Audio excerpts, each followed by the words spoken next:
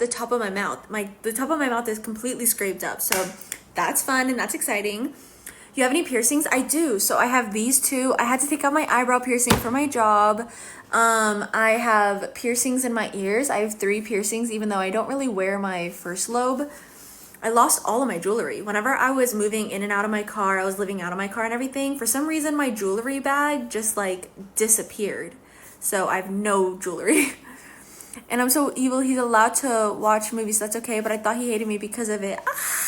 First, you're not evil. You're struggling. 2, your boyfriend loves you even whenever he's spending time with himself.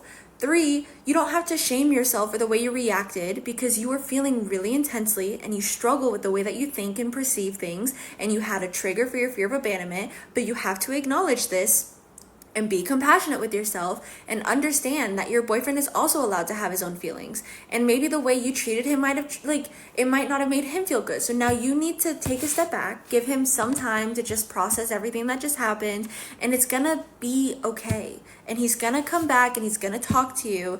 You have to be patient and you have to be understanding the same way you want him to be patient and understanding. I put pizza in your mind the other day. You did. You literally did. So I went out and I got pizza. Hi. Welcome to the live. What's your name? I'm trying to figure out your name. Secret Diary. How's your deconstruction journey going? Well, I've already deconstructed, really. Hi, Zeta. My journey is just continuing with rereading different parts, going through the Bible, talking about it on live, and just going through those stuff here. But it's going pretty good. I'm deconstructed. My name is Emma, girl. I love your energy. Thank you, Emma. My best friend's name is Emma. I actually get to see her in a week. What a win name. So, hi there. Welcome. I pulled to random thing. Then their numbers decreased and they were humbled by oppression, calamity. How the fuck do you say that word? In sorrow. Hi, Connect Minute. Sorry, I probably butchered your name, but hi. Welcome to the live. But yeah, I just go through the Bible, and youth suppress my people. Women rule over them. How could they? It's crazy. The arrogance of man will be brought low and human pride humbled. The Lord alone will be exalted in that day, and the idols will totally disappear. Well, we're waiting.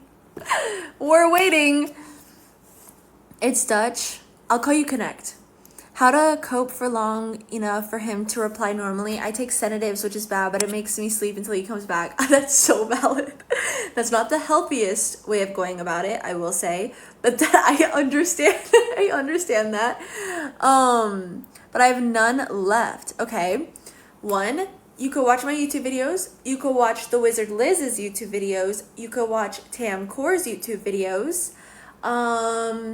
You could write out some goals of some things you consciously want to work on. You could actually just journal here, to get a piece of paper or go in your notes app and just write out how you were feeling, what action he took to make you feel that way, if there was any action, and write out how you could respond more ideally.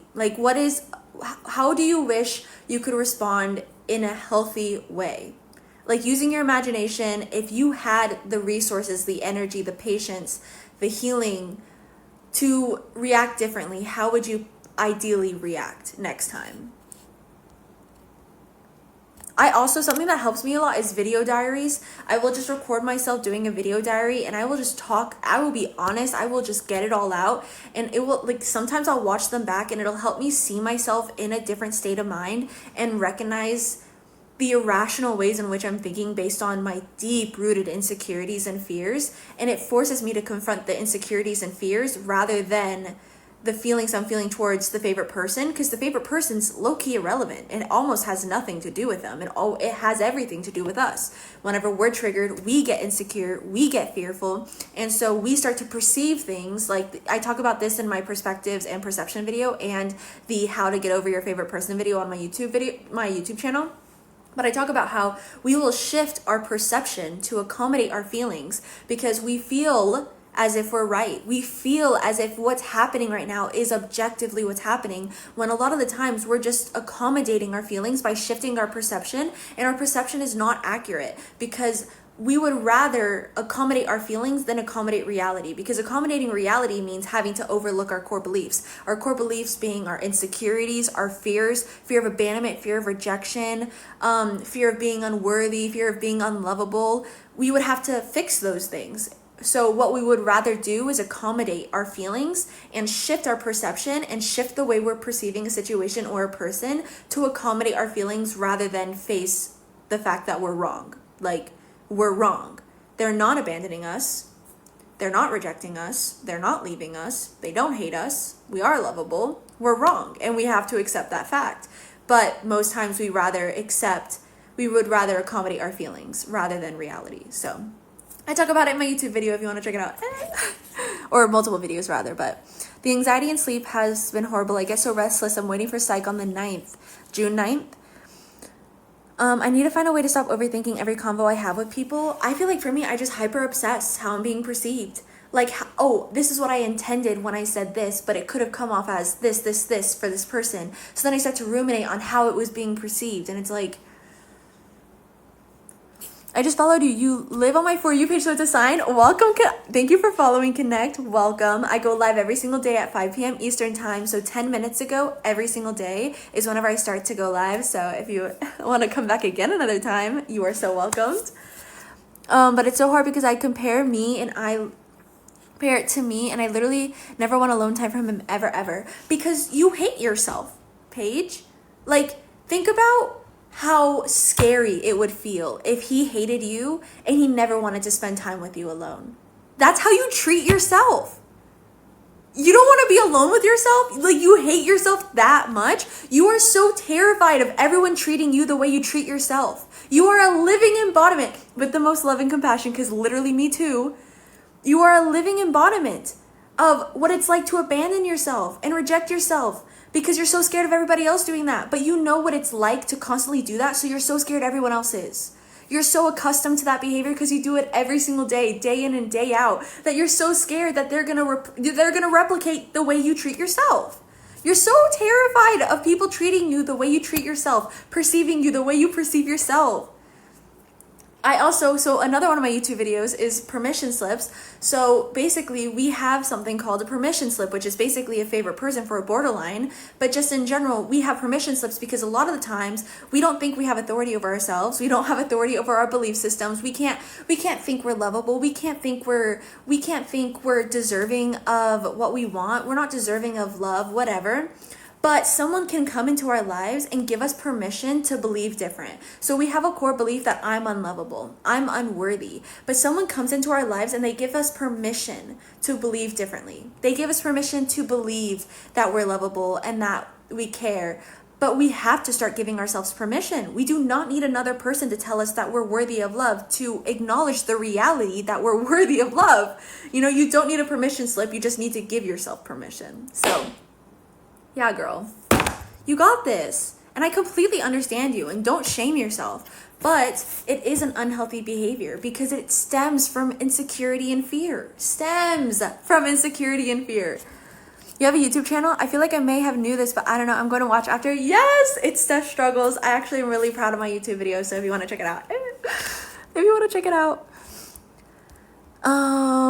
Hi from France. Thanks to you, I'm also starting to deconstruct my faith, and it's game changing. I'm telling you, girl, you're gonna be so much happier.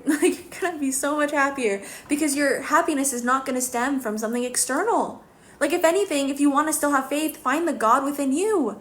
Find the spirit of you. Like, what makes you happy and what makes you feel fulfilled. Again, I would encourage you to watch my permission slip video on my YouTube, because I think it's a great way of understanding why we find so much happiness and contentment within these religions, and why we can also be significantly happier without them. So yeah, I'm happy to hear that. Girl, my ex told me a week ago that they fell out of love with me and absolutely ruined me.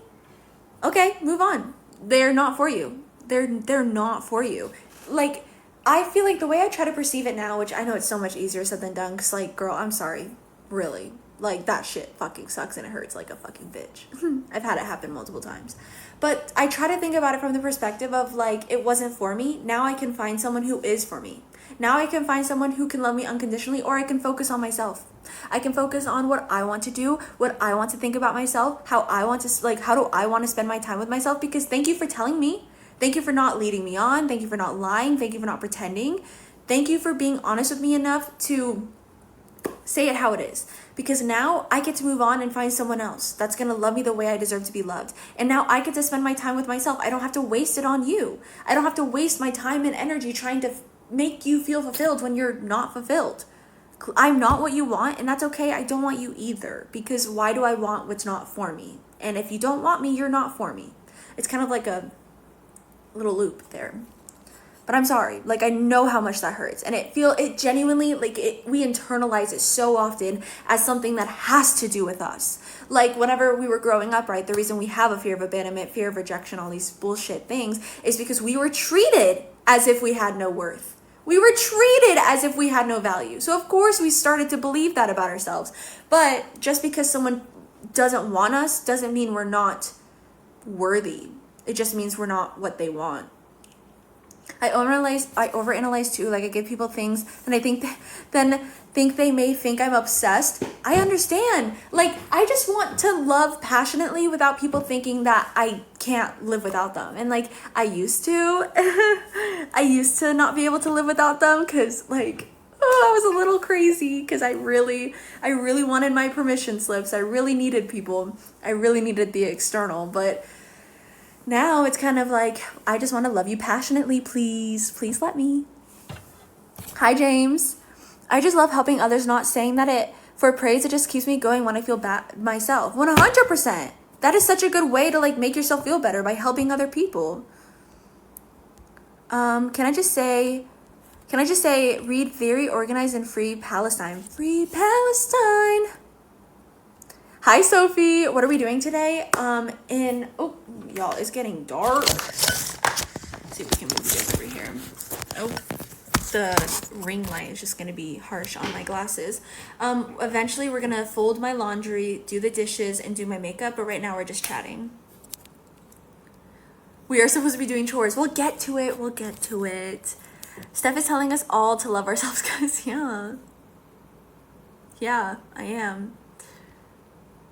Rice and chicken, yes, I said did. Rice and chicken is so good. Rice, chicken, and beans, black beans. Oh my God. Is it just me, or is it the quality all of a sudden bad? Is it still bad, guys? I went through $300 today. I just got paid disability today. RIP to impulsivity. I don't know where it all went. $300? You don't remember anything you got? I one time spent $400 on books. Hi, Ursa. Your stuff, you're so real. I love it. Stephanie! Can I just, oh yeah, right. All of a sudden, I'm stubborn for believing and telling myself that I'm great and deserving of good things. Well, because your belief systems stem from a place of hate, because you hate yourself. And whenever something is stemming in darkness or evil, like, not evil, but like, whenever something is stemming in darkness or negativity or hate or whatever, it's gonna make you feel like you're gonna be punished. Like, it's a constant feeling of being punished because everything you do is wrong, because you were raised by, or you were surrounded by people who were insatiable. They were never satisfied. Literally nothing you ever did was good enough. So now whenever you even tried to praise yourself for a second, it's like you're gonna be punished. My brain is gonna punish me. Someone's gonna punish me because I don't deserve to feel this way. I don't deserve to feel good. I don't deserve to believe good things about myself. I shouldn't be doing these things. So if anything, there might not be something that's going to punish me externally. I'm going to internally punish me because what I'm doing is wrong. You think that thinking good about yourself, positive about yourself, is wrong because we've been taught nothing but negativity, fear, insecurity, shame. Sweetheart, we were brainwashed. We were taught lies. It's okay to think good about yourself. It's just the hardest part, especially in the beginning, which is why I think healing is so much harder than staying sick, is because you have to listen to that voice in your head that tells you that something bad is going to happen to you, or you're lying to yourself, or that you don't deserve to feel good about yourself. You don't deserve to believe positive things about yourself. You're going to have to choose consciously to tell yourself that voice is not real. That was given to me by someone. It was a gift given to me by someone else who thought that way as well, who believed that way as well. And I have to return this gift. It doesn't serve me anymore. This is not mine. This was like the way I explain it. Like, I don't know if you have BPD, but whenever I talk about BPD, I talk about how a lot of the times when you have BPD, it literally is like someone has been shot all across their body by a gun all throughout their life. They have multiple bullet wounds all across their body that someone else has shot them with. You didn't have any control when it comes to these bullets being put inside of you, but now your body is trying to heal, but it can't heal properly with all of the bullets stuck inside of you. So it's really sensitive, it hurts, and you're just coping every single day. But think about the bullet. There's one bullet here, one bullet here, one bullet here, one bullet here, like literally bullets everywhere. But this bullet right here is something that someone gave you and they told you can't think positive things about yourself. Like, you're so selfish. You're so selfish. You're so bad. You really want to think good things about yourself? Oh my God, don't you know how bad you are? Don't you know how you aren't reaching my standards or my expectations, whoever was teaching you? You're so bad for trying to be good. Because we're literally taught to flip things. We're taught that bad is good and good is bad. And we have to rewire our brain. And we have to listen to these thoughts in our heads. And we have to hear it say, oh, you're not good enough. You're not deserving of healing. You're never going to heal. You're never going to get better. Think about what all the doctors say. You have BPD. You're never going to get better. That's not true. That's not true. I can get better. I can get better. I don't have to believe those thoughts because they're not true. And they're just thoughts and they're just beliefs. They're not reality. They're not truth. They're beliefs that someone else has given you because they shot you with a fucking gun. And the pain stuck with you. And now you have to take the bullet out. It's not yours.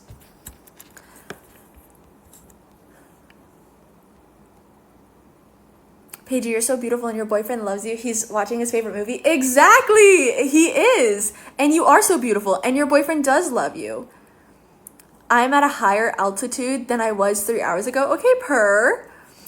It's getting better slowly. It's like pixelated for me. That's really weird. Oh my God, it's back. Am I the only one seeing this? No, wait, did I get Dubai chocolate?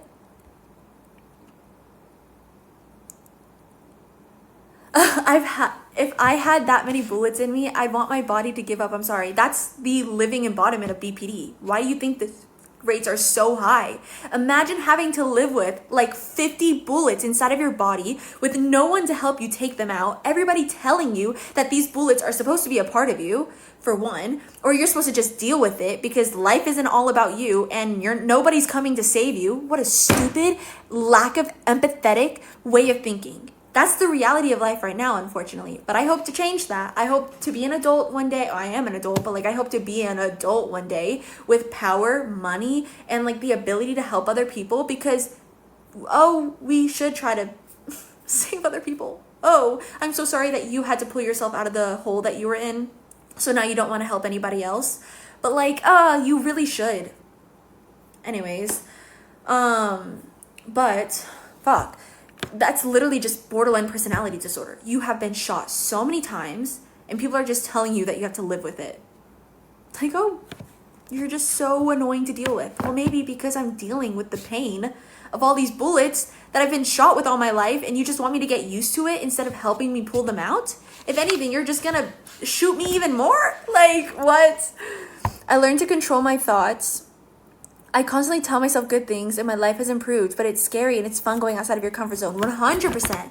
It is so scary, but I truly believe that courage is not the absence of fear. It is looking fear in the face. It's looking at whatever fucking fear that you have and being like, you are not good enough of a reason for me to not do what I need to do.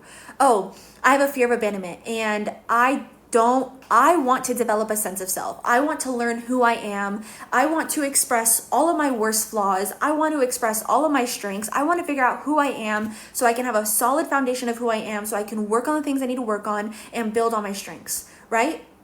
But you have a fear of abandonment and there's someone in your life that you care about more than you've ever cared about yourself. So you have this fear that you are now being faced with. This is the obstacle. I always think of life as a game and like every single time you face a fear, it's like leveling up.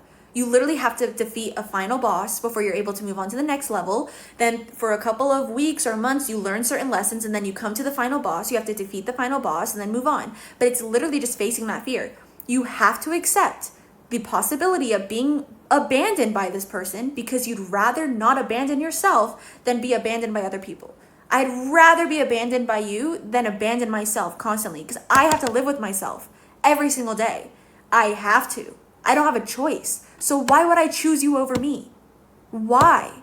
So you have to face that fear. So you have to have courage. You have to look the fear in the face and get past it. You have to do it scared. And so every single day I would always look in the mirror, especially when I first started my healing journey.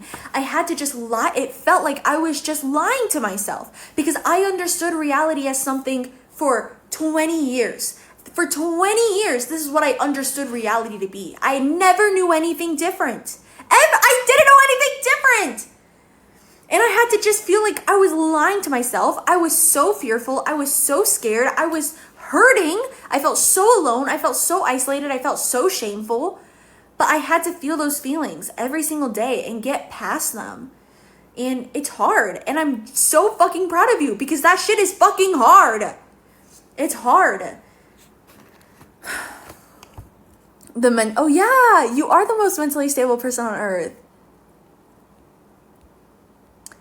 Eyes up the movie. It's 3 hours long and he hasn't replied since 1 hour and 40 minutes ago. Over an hour to go, bro. And what if he just goes to sleep afterwards and doesn't notice because he's on Do Not Disturb? Oh my God. I understand how you feel. Like, I can't fully understand because you have your own feelings and your own perceptions and everything.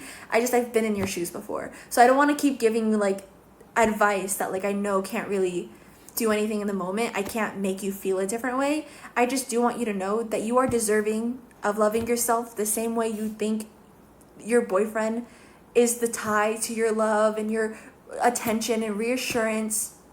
You can also learn. You can. I'm not saying that it's going to happen in this moment, but you can also choose to want that love from yourself and you have control over it. He's not answering. Oh, I go crazy. I go crazy too.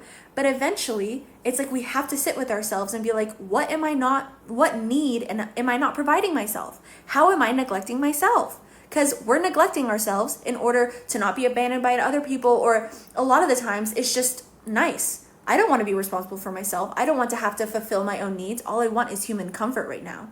But sometimes we can't have that. Sometimes there's an hour or two where we won't have external comfort, and we have to learn how to comfort ourselves. We have to learn how to be able to be alone. We have to learn how to give ourselves the things that we want other people to give us. So it's just an inevitable process that we have to go through one day or another. But I really empathize with what you're going through because trust me, like especially with like the whole last favorite person I just had, the mini favorite person thing I just went through, I was going crazy because it's so much easier said than done because we still have to develop a whole sense of self. We have to break down all of our fears and belief systems, and that doesn't just take a moment or a day. So just be patient and compassionate with yourself. Just know that it's possible.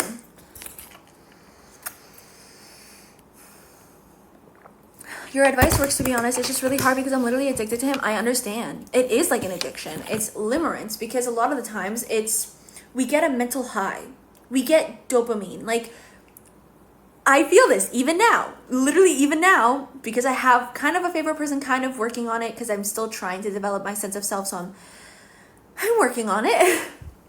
But whenever we're really deep in the low because we don't have a sense of self, we're really struggling, we hate ourselves, whatever.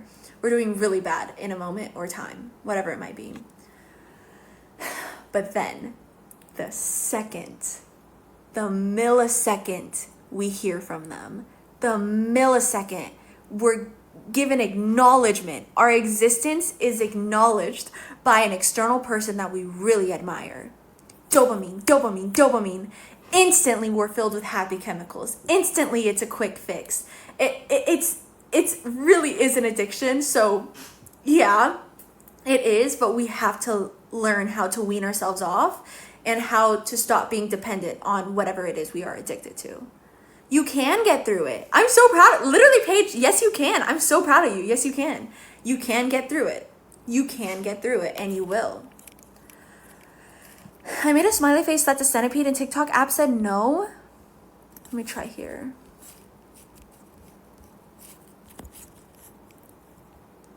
I used to have that issue, but now I'm on the opposite end where I detach very easily. And maybe that's, well, either, I feel like detachment is actually really, really important. And for me, whenever I'm able to detach the best, like whenever I'm able to detach the most, is whenever I'm the most secure with myself, because I'm attached to myself. My energy is in me, in what I want and what I need. So whenever I'm attached to something external, it means I'm funneling all my energy to them. All my energy is going to this thing, whether it's mental, physical, whatever, all my energy is going to them. So I'm attached.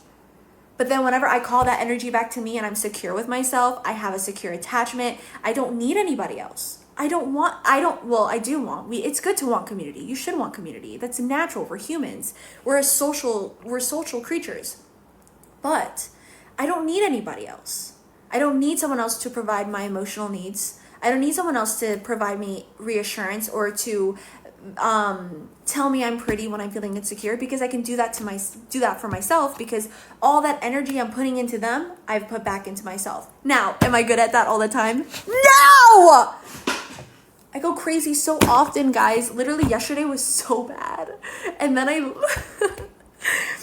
I talked to the mini FP, the favorite person that I've been having, instant. I was telling my best friend about it. Like, I was literally, like, for the first time in months having thoughts. Like, I was not doing good yesterday at all. But then the second I got acknowledged by, I felt so good. I was like, oh my God, life doesn't suck. Everything's good. Stand up. Stand up. Oh, anyways, I really get it. I really, really, truly get it.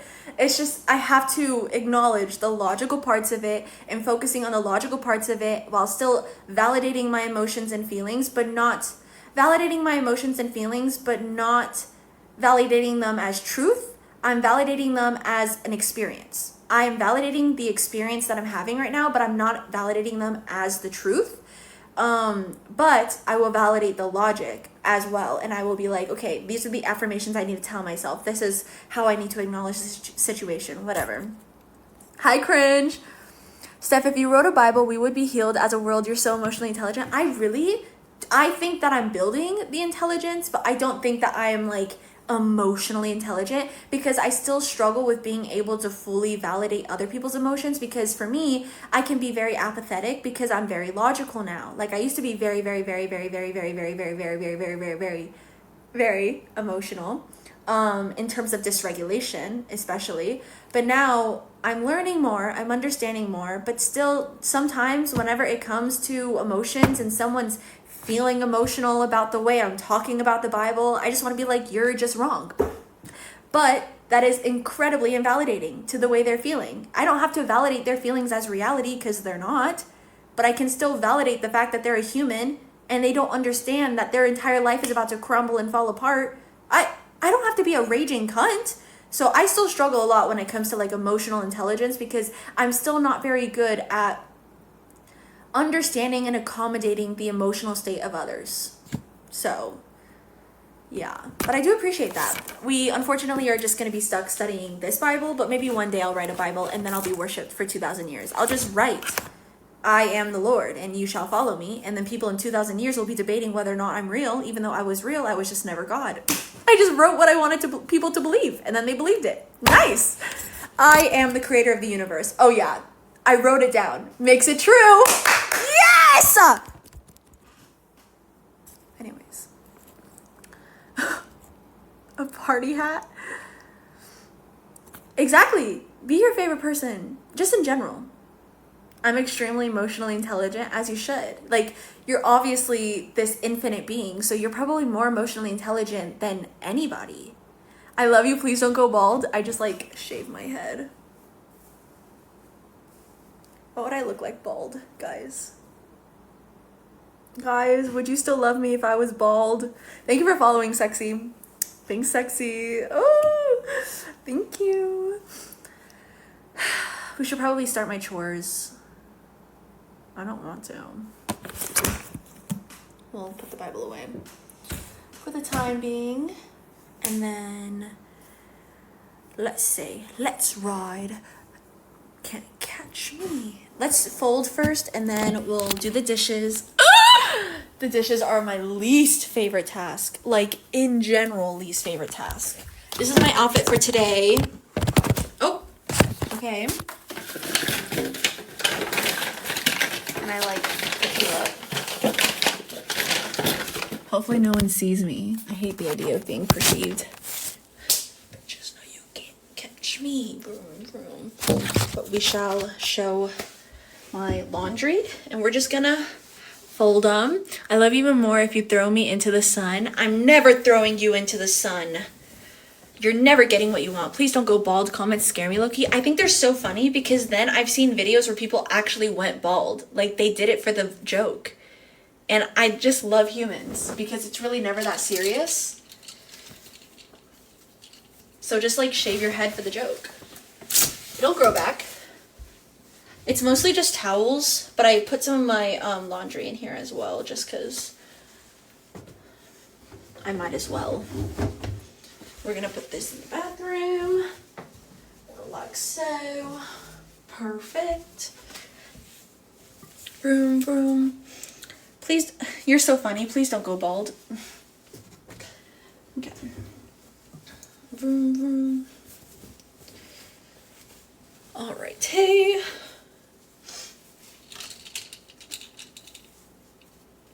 Vroom, vroom.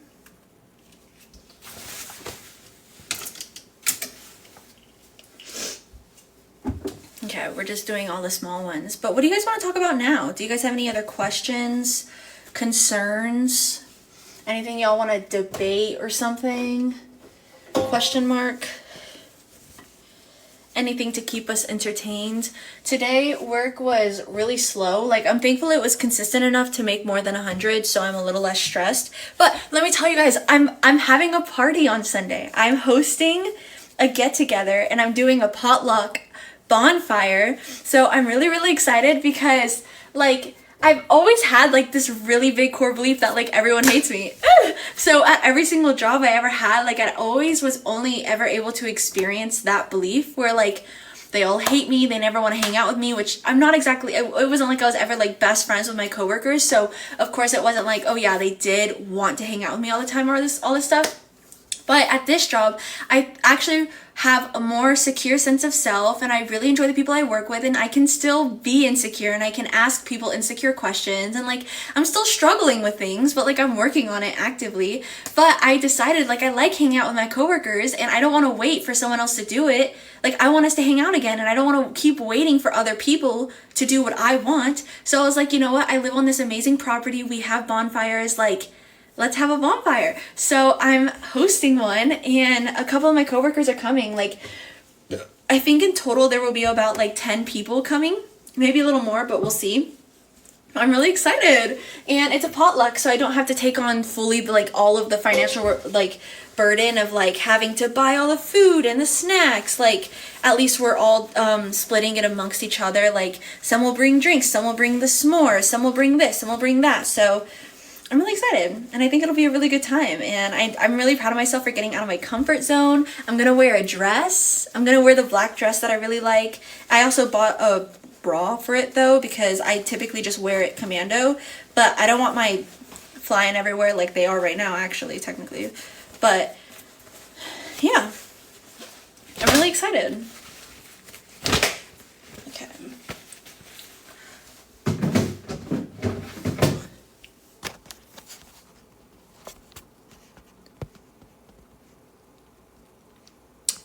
Does anyone else's time of month affect their BPD like crazy? I definitely feel more irritable during my period and more like, ugh. Oh, that's so exciting. I hope you have fun at the party, Jake. Hi, Mr. Ian. The time of the month is period, like women's menstrual cycle. How's the vibe doing? So when it comes to the vibe, I did it today too. I came home from work and it's literally the first thing I did. I walked inside, stripped, and I went upstairs. So I used it today and it's been fun. I think I'm starting to gain what they call the tolerance of it. So like I'm able to hold it on and like kind of stick with it for longer, but it's going pretty good. I feel like I should film an update video sometime soon. I just haven't. Vroom, vroom.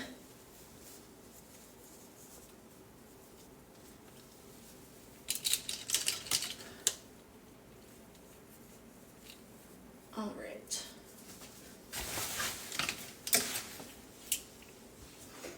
Then the socks. And then we're done with this task. Lovely. Lovely. Okay.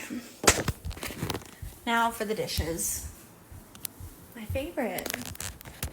Once this is done, I'm gonna feel so good. So hype me up, guys, because I'm not about this life. I'm just living that life. Okay. We're gonna put my hair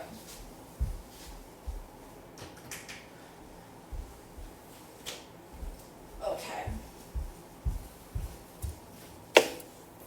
Vroom, vroom. Lovely.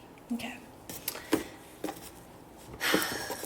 Yesterday I had like 4 of tequila.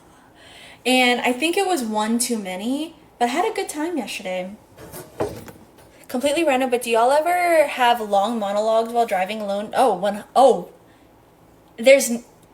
That is the only reality that exists. You know, like there is no other reality other than having long extended monologues or conversations with yourself while you're driving.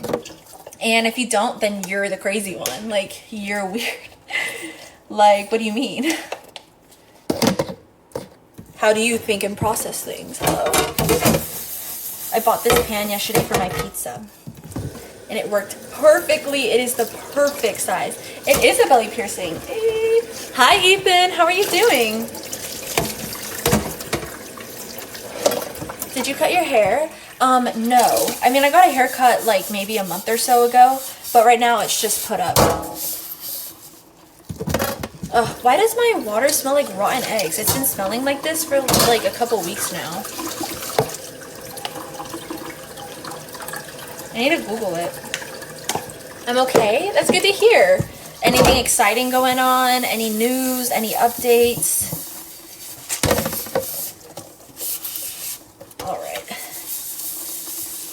Sulfur in the water? Sulfur in the water. Is that like a bad thing? What is sulfur? I need to like educate myself.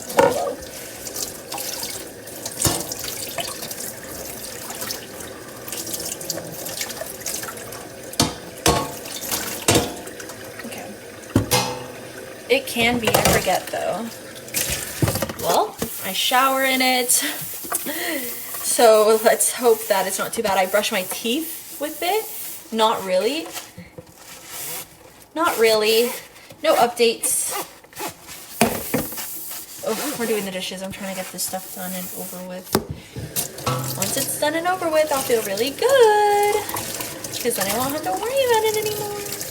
I've been ignoring my dishes more often recently, and I need to get out of that habit because it's really bad.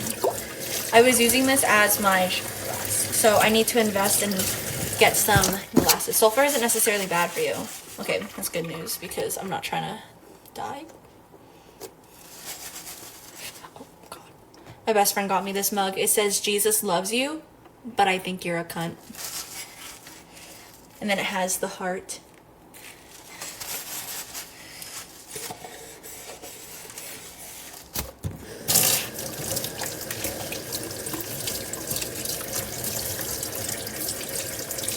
You read that comment before I saw it pop up and I got so confused. Yeah, because I have to approve them sometimes. And then sometimes it takes forever for it to pop up as something that can be approved. So I have to wait even longer. But if it was in your water, you would know. It would smell like rotten eggs. My water smells like rotten eggs. It's been smelling like rotten eggs for a hot second now. I'm definitely because I'd say he isn't real. He isn't real. It baffles me, guys, really. Like, Jesus not once does he say he's God. Like, not once. He doesn't act like it. He doesn't claim it. He claims to be the Son of God. Adamantly. But, you know, there's the Christian doctrine of the Father, the Son, and the Holy Spirit. And no, it doesn't make sense, but have faith. He was a socialist. It literally talked about giving all of your belongings, all the poor, all the rich, selling all their property and giving it to the people in need. A society of people who just help each other. There's literally a line where it defines socialism, or what we define as socialism. But really, it's just being social creatures, caring about each other more than you care about the luxuries that you can get from this life. You greedy bitch. Anyways, it's fine. There's nothing wrong with wanting luxuries. But, like, bro, there should not be billionaires, like, all across the globe right now, who are in control of other people's needs, and they're removing people from their needs for their own greedy, selfish agenda. Consumerism has no nationality. Like, don't get me wrong, I like to consume. I want to consume. But not in a way that's like, oh yeah, I'm gonna write into the laws that certain people can't have rights, or we're gonna oppress certain people because the people who line my pockets want it this way. What? What? That's weird. That's weird behavior. The hell?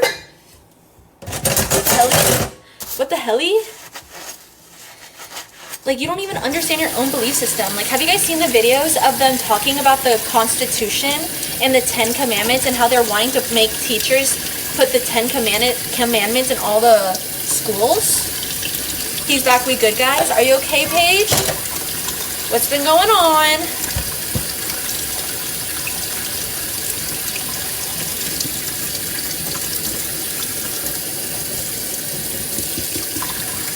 Government responsibility over personal everyday.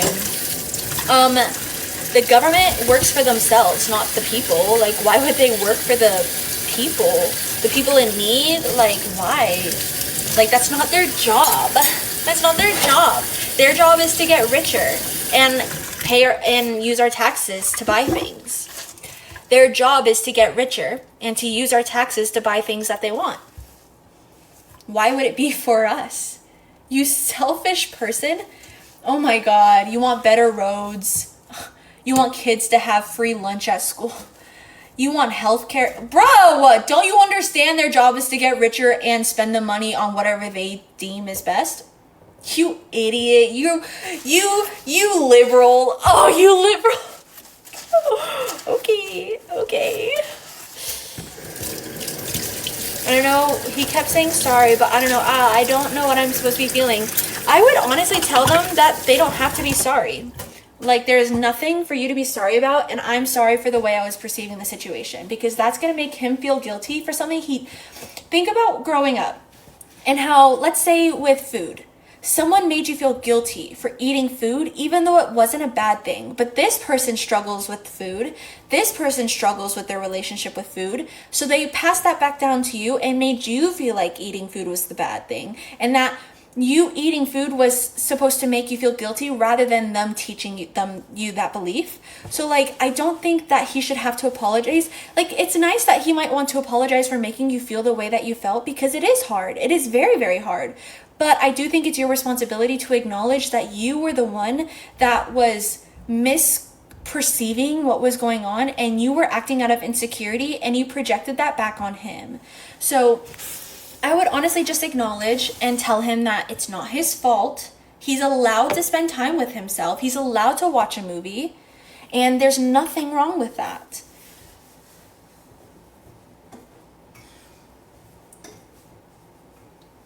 Oh, I'm a wedgie, guys. Okay. But I'm very proud of you for trying. I just think it's important to kind of not acknowledge. What?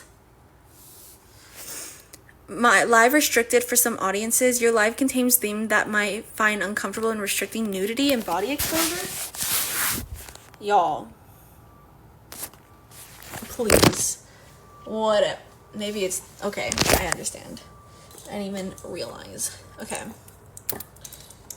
Let's do my makeup. Get this over with. I always feel so confident once my makeup is done, but the process of doing my makeup is like, I don't want to. I don't want to.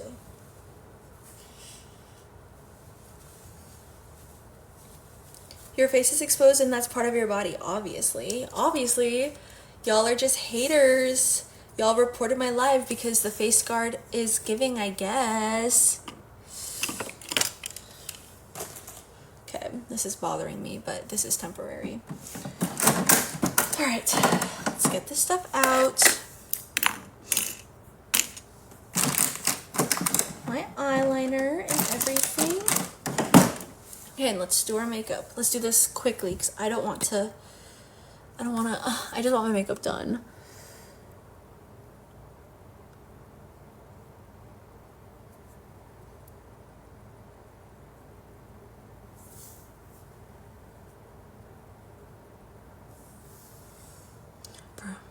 I did no such thing. How dare you say that after all these years of loyalty? Oh, heard. I'm trying to do the eyeliner real quick. I do it on my waterline just to make it like really, really thin. Because you can see that there's eyeliner. Also, you texted me at 222, my best friend. So, I'm offended you call me a liberal, by the way, Steph. I ain't letting you get away with it. Did I call you a liberal? I know I called myself a liberal.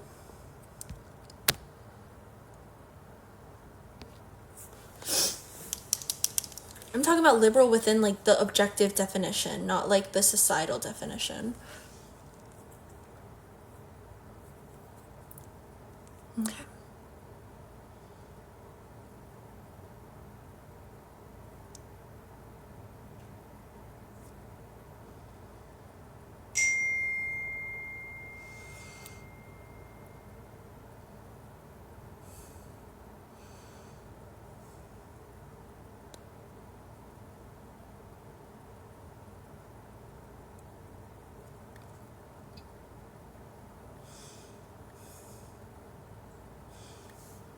Okay. No, that's not me. I feel like I'm pretty open-minded and I'm willing to, like, be exposed to different ideas. I just don't think people like the fact that I'm willing to challenge those ideas as well. I can talk within God being real. There could be a God. Do I believe so? No. Am I going to argue based on that fact? Yeah. But I also can argue for a God. I just really, really don't believe there is one. But let's talk about it. That's good enough. Whatever. It's not like straight, so like it's kind of bothering me, but I feel like once I finish the makeup, like I won't care enough to notice.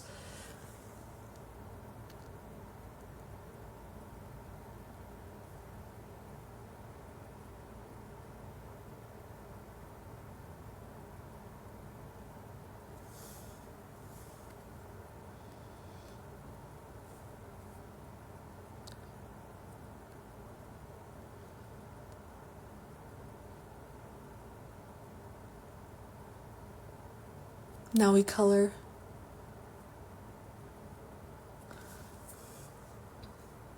This one's like bigger than the other one. Oopsies. But it looks a little nicer almost than this one. Like this one maybe I could try to build on it, but I might regret it actually. Let's just try to make them smaller. So what's your ideology? Liberal? I don't know. I mean, I think I'm liberal in some ways.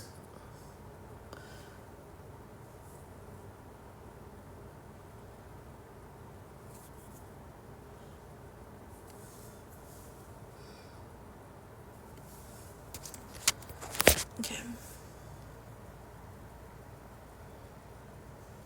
Like from this angle it looks smaller and fine, but then from the side it like is massive. It's like, oh my god, that's a wing. And then this one's smaller.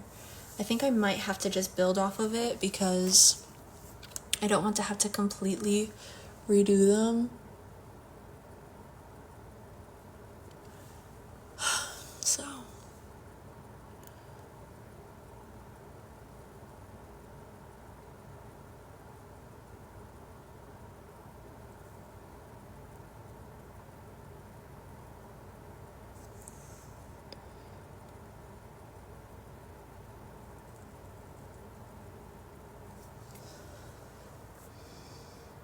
okay, I think that should be fine. Whatever. Why are they facing so low down? It's so pretty. I typically just like to do the downward look because whenever I do the upper look, I don't know, I feel like I just currently in this phase feel more confident with it facing down. But I like always doing different styles, so I wonder what my next one will be. Like right now I'm not even using lashes. Like I've just been using mascara. Thank you, Ethan.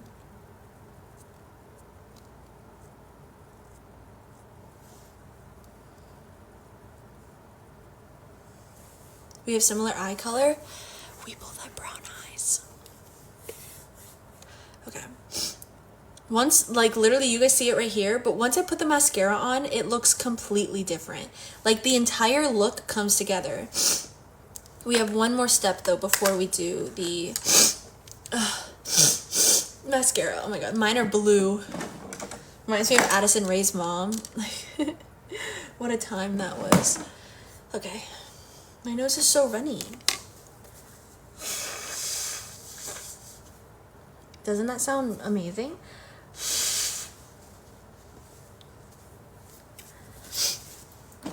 Nice. Okay, so now the next step is that I do the eyeliner, but then to kind of make it not so like, you see how it just like cuts off? I use eyeshadow. Okay, you're persistent on not being inside, so put you in there.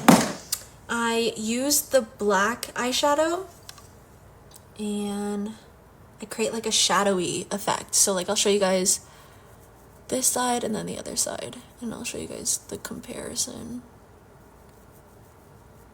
of them both.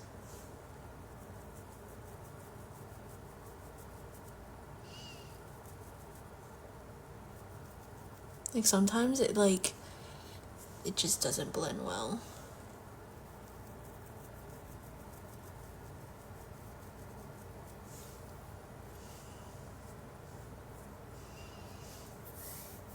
But do you see how like now it's more of like a shadowy look and it kind of blends a little bit better? Like it's not just like cut off, like there's a little, and then once the mascara is on, again, it comes together even more. But now it just has more of that like faded look rather than just. Next side.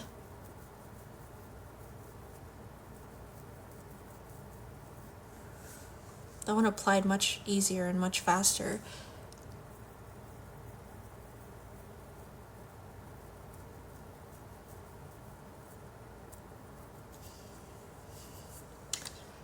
Okay, perfect. So now they both have that shadowy kind of like, so doing good. And then the mascara.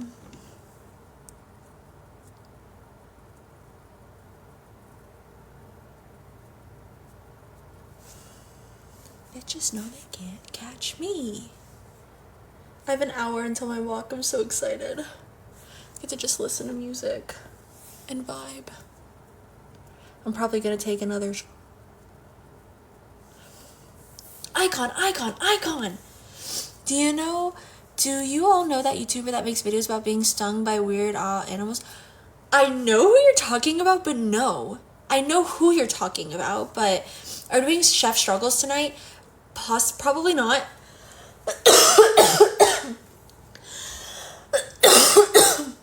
I'm probably just eating leftovers today. after my walk.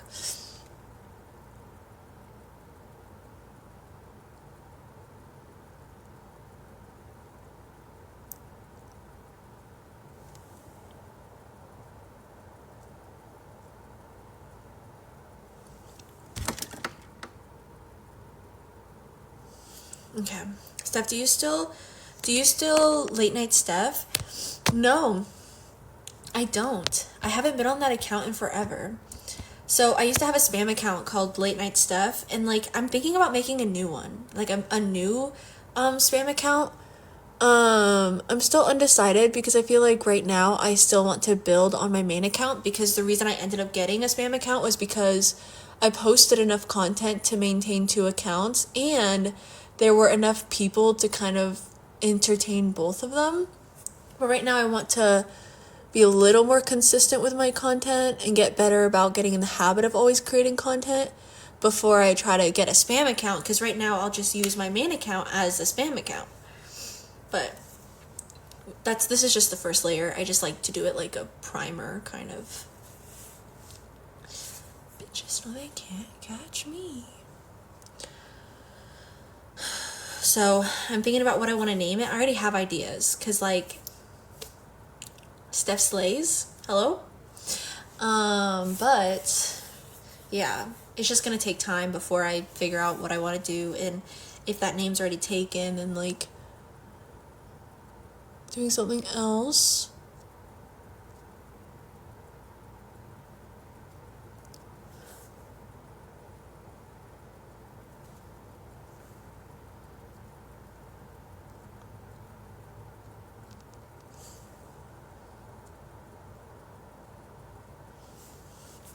Bitches know they can't catch me.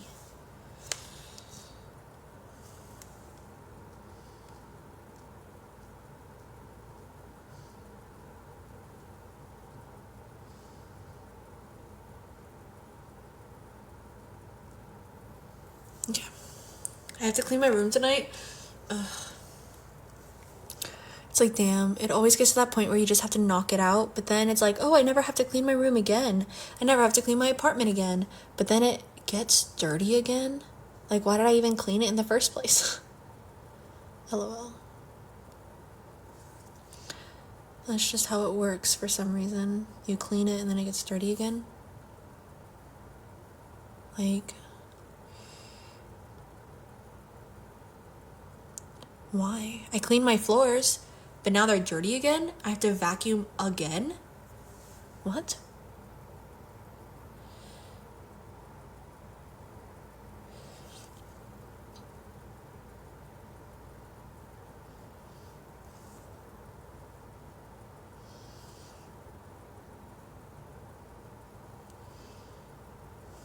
Okay. For 3 days straight, it's always like, oh, I'll do it tomorrow, or I'll do it tomorrow, I'll do it tomorrow. And then tomorrow comes around, I'll do it tomorrow. And then tomorrow comes around, I'll do it tomorrow. Ugh, it's a never-ending loop of just putting off the task. Like, girl, just do it, please. Some days I just genuinely don't have the energy, and then other days it's like, I just don't want to do it.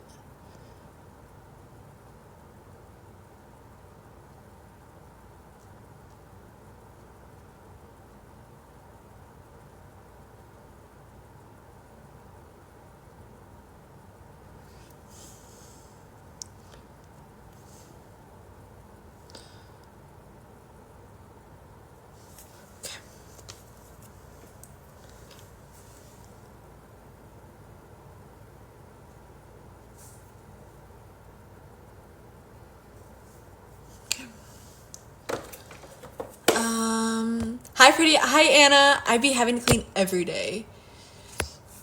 Hope you're still live for a bit because I'm kind of busy, but I'll be back in no time.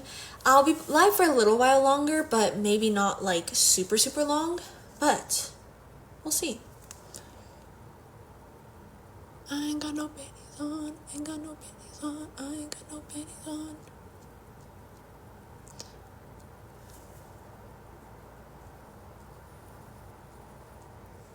Okay, I think that's good enough, guys. This is what we're settling with. It's a little too bold today. Like, look at this side. It's a little too much, but it's fine. Yes, I can't wait to. I already filmed a video of it, but then I think I deleted it. I'm probably gonna film another one on my walk. I just need a few minutes, I think. How dare you? Like, literally. Oh, that's crazy. Alphabetical based. If imagine in of on order parts rather sentences speech than was word. What? Yes. Guys, don't mind me.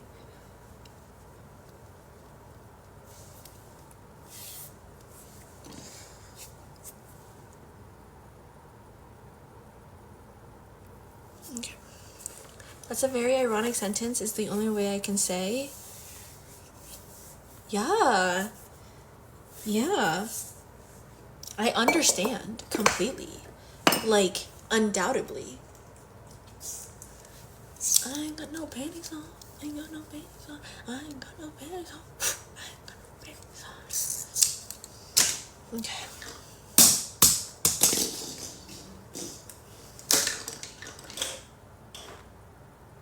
Okay. Bye, you're so pretty. Oh my god. Thank you, Lily! Thank you! I think I'm gonna do half up, half down. We're gonna get like a little bit of bang, and then we'll do half up, half down today. Like so. But it's not curly or anything because I took a shower, and this is where we're at, but it's fine. I ain't got no panties on. I ain't got no panties.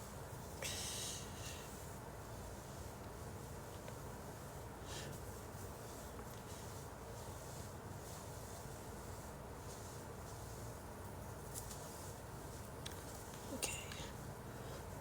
Let's do a puzzle.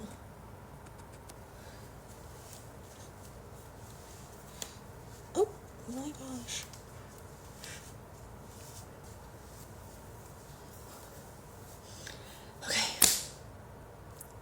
Your hair is slaying, sis. Thank you! I miss you and I love you. And your note is still on my refrigerator because it makes me think about you. Okay, Victoria, I didn't do it, so obviously it's not just the thought that counts, but I literally almost made like a video last night of me just making a video talking about how much I love my sister Victoria and how inspiring she is and how beautiful and how loving and amazing she is. But then I was like, I don't know. So then I didn't. But I love you so much, Vic, and I admire you so much, and I look up to you so much, because I love you so much, and I miss you so much. I love you so much, and I miss you so much. But yeah, half up, half down is currently my go-to style. I'm stealing it from my other sister, Jessica. So,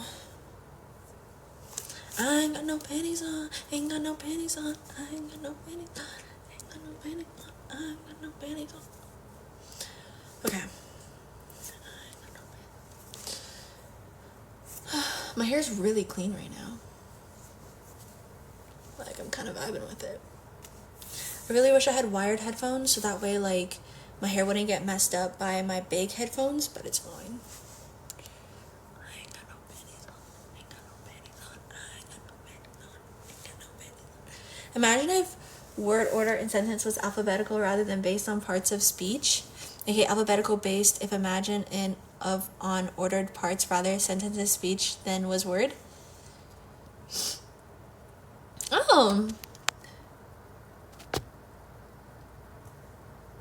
I feel like it just throws me off. It's all alphabetical order, but it doesn't make sense. I ain't got no panties on. I ain't got no panties on. I ain't got no panties on. I ain't got no panties on. Okay. Okay.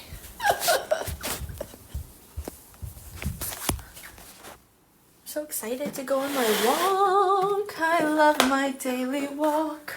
Da da da da da da da. I love my daily walk.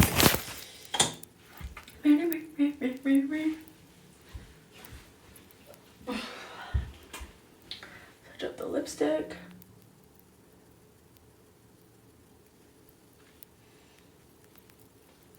Okay. I'm finally done cleaning the bathroom. I'm proud of you, Summer. Get that ish done with. Once it's done, you're gonna feel so accomplished. It's gonna be like, oh, all the hours I just put into all of this is actually paying off. Hi, my beautiful friend. Hi, Jamie. How are you doing today? I forgot my glasses in my area, so we need to go get those real quick shortly. At 6:08 p.m.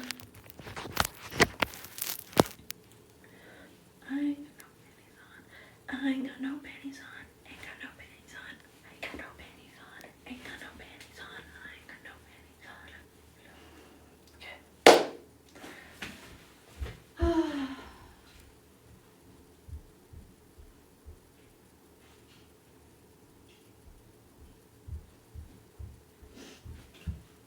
Okay.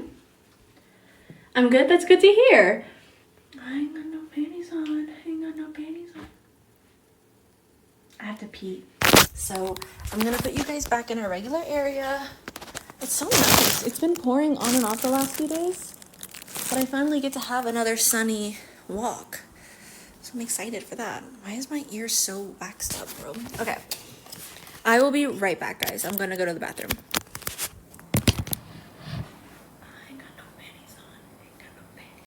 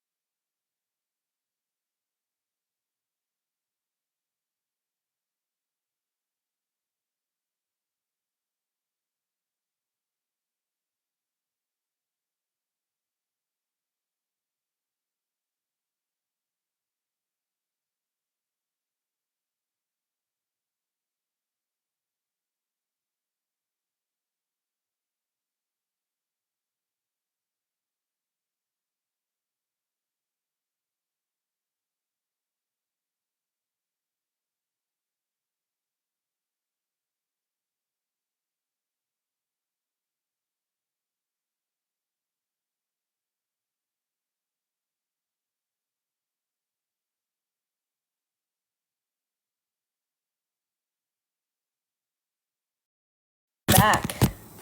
We are back. Okay. It's 6:10. We have about 50 minutes. What do I want to do now? Because the dishes are done, the laundry is done, we did my makeup, we're dressed, we're ready for the day, night. Around 6:30, I think I'm gonna take a shower. I ain't got no panties on. I want to try the muffin low-key, but I don't know if it'll be good.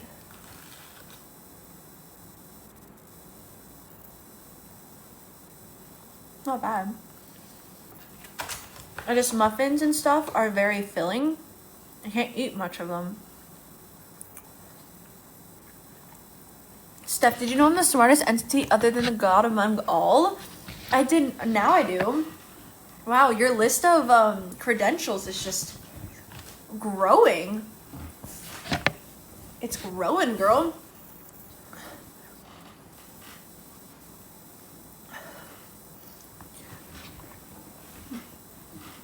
"18-dimensional egg." I love that for them. I love that for them so much.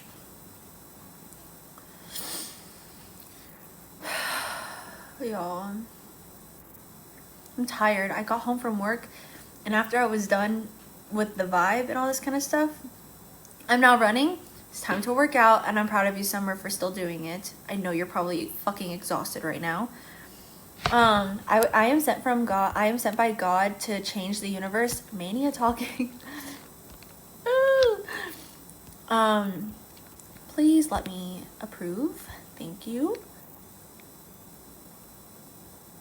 In like a month, a little more than a month and a half, I have appointments to get some of my cavities filled, and then I have to make more appointments, and then more appointments, and then more appointments. How fun. I have like 4 cavities, so I think they're doing it in 3 different visits. I ain't got no panties on. Ain't got no panties on. I do, yes. I'm very thankful to have insurance right now because that makes it significantly less. So I can confirm he's sent by God because I am God.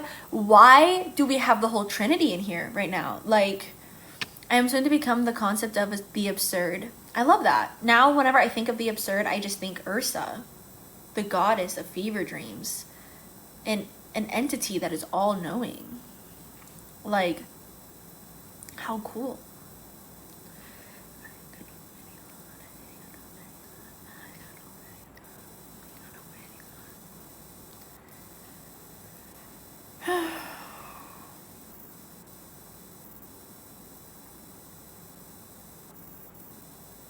Now what? I don't want to have to wait to go on my walk. I have like 50 more minutes, like 45 more minutes. What could we do in the meantime?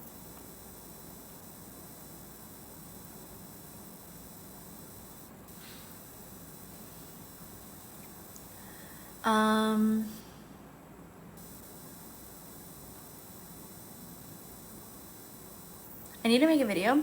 I'm happy you're happy this week. How come? I need to make a video going through all of the tabs that I currently have. As I continue to do read-throughs and stuff, I'll have more and I'll be able to annotate my Bible more, but I want to go through what I have. As of right now, at least. But, yeah, what now, guys? What are we going to do? What do we want to talk about? I work tomorrow at 8:30, so it's a little later than I did today. Well, I watched some weird man on a podcast from where he said, "Our Holy Trinity." Cool. Lovely. I was very busy at work and I partied and had fun. That's amazing. I like going to like hangouts and being able to be with people. That's why I'm hosting my own. I'm hosting a potluck bonfire. I'm so excited. I'm so excited and I hope it goes well and I hope we have a good time.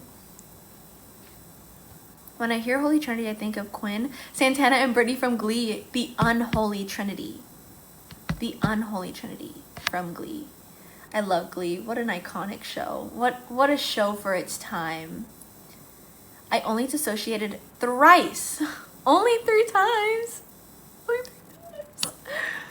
Do I want to put my Converse on now or do I want to wait? I ain't got no panties on. Ain't got no panties on. Lip, Fiona, and Ian Gallagher are unholy Trinity. I want to rewatch Shameless. I want to watch so many shows. I want to rewatch The 100 more specifically. But like it just takes time and like I don't like to watch TV all the time. So I don't have a TV. Once I do, I feel like I'm just going to sit in front of it and watch things all day, every day.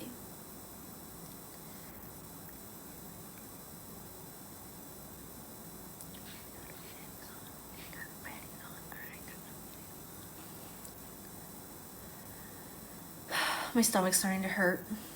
She's starting to get bubbled up. She's starting to get irritated. I think I'm just gonna go ahead and end the live for now because I don't have anything else to talk about and I'm probably just gonna practice the dance. So we're gonna do that. But I go live every single day at 5 p.m. Eastern time. So an hour and 16 minutes ago every single day is whenever I go live. So whatever time it was for you an hour and 16 minutes ago is the time that I go live every day. I hope to see you guys here tomorrow or the next day, the next day. I go live every day. Please be kind to yourself today. Drink some water, eat some food. Take care of yourself to the best of your ability. Be kind, be patient, the works. And I'll see you guys later. Make sure to check out some of my other content like my YouTube videos, like my TikToks and such. Hi, Jeliza. So I will see you guys next time. I love you guys. I'm outside, I'm watching the sunset, whatever. He's like, well, I quit drinking like 3 weeks ago and I've kind of just been doing that and I haven't been in the mood, but right now I'm like really in the mood. And I was like, go on Hinge, find someone else. I'm not going over, I'm watching the sunset. It was a longer conversation, but that's just gonna tidy it up. So then we hang up and I sit and I just think about how that low-key was like what I wanted. Like I got him, he's thinking about me, he wants to sleep with me, and yeah. Anyways, so then later in the day, I go to his house and I knock on his door and he answers, and I'm like, hey, I don't really appreciate that, like, the way you've been treating me, and then you call me to hook up. Like, I don't like that. Like, I really thought we were friends, like, whatever. I guess I was just trying to find clarity, even though I had enough clarity. I just was trying to find an excuse to see him because I just wanted connection. I so desperately don't want to be alone, and whatever. So the conversation just is really disappointing, as I thought it would be, because he's very apathetic, he's very cold, he does not care about me. Like, he doesn't care about me, like, at all. Anyways, moving forward.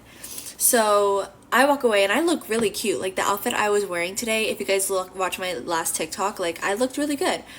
Run, I know. Just wait. So, hi, Steph. Hi, how are you doing today, Finn? I think this is ready. Let's put our pizza in, heat it up. But, so I go home and eventually so I was just at his house. He's very apathetic. It is just so obvious that this man does not care about me. He's very cold. The only reason he ever entertained me was because he wanted to sleep with me.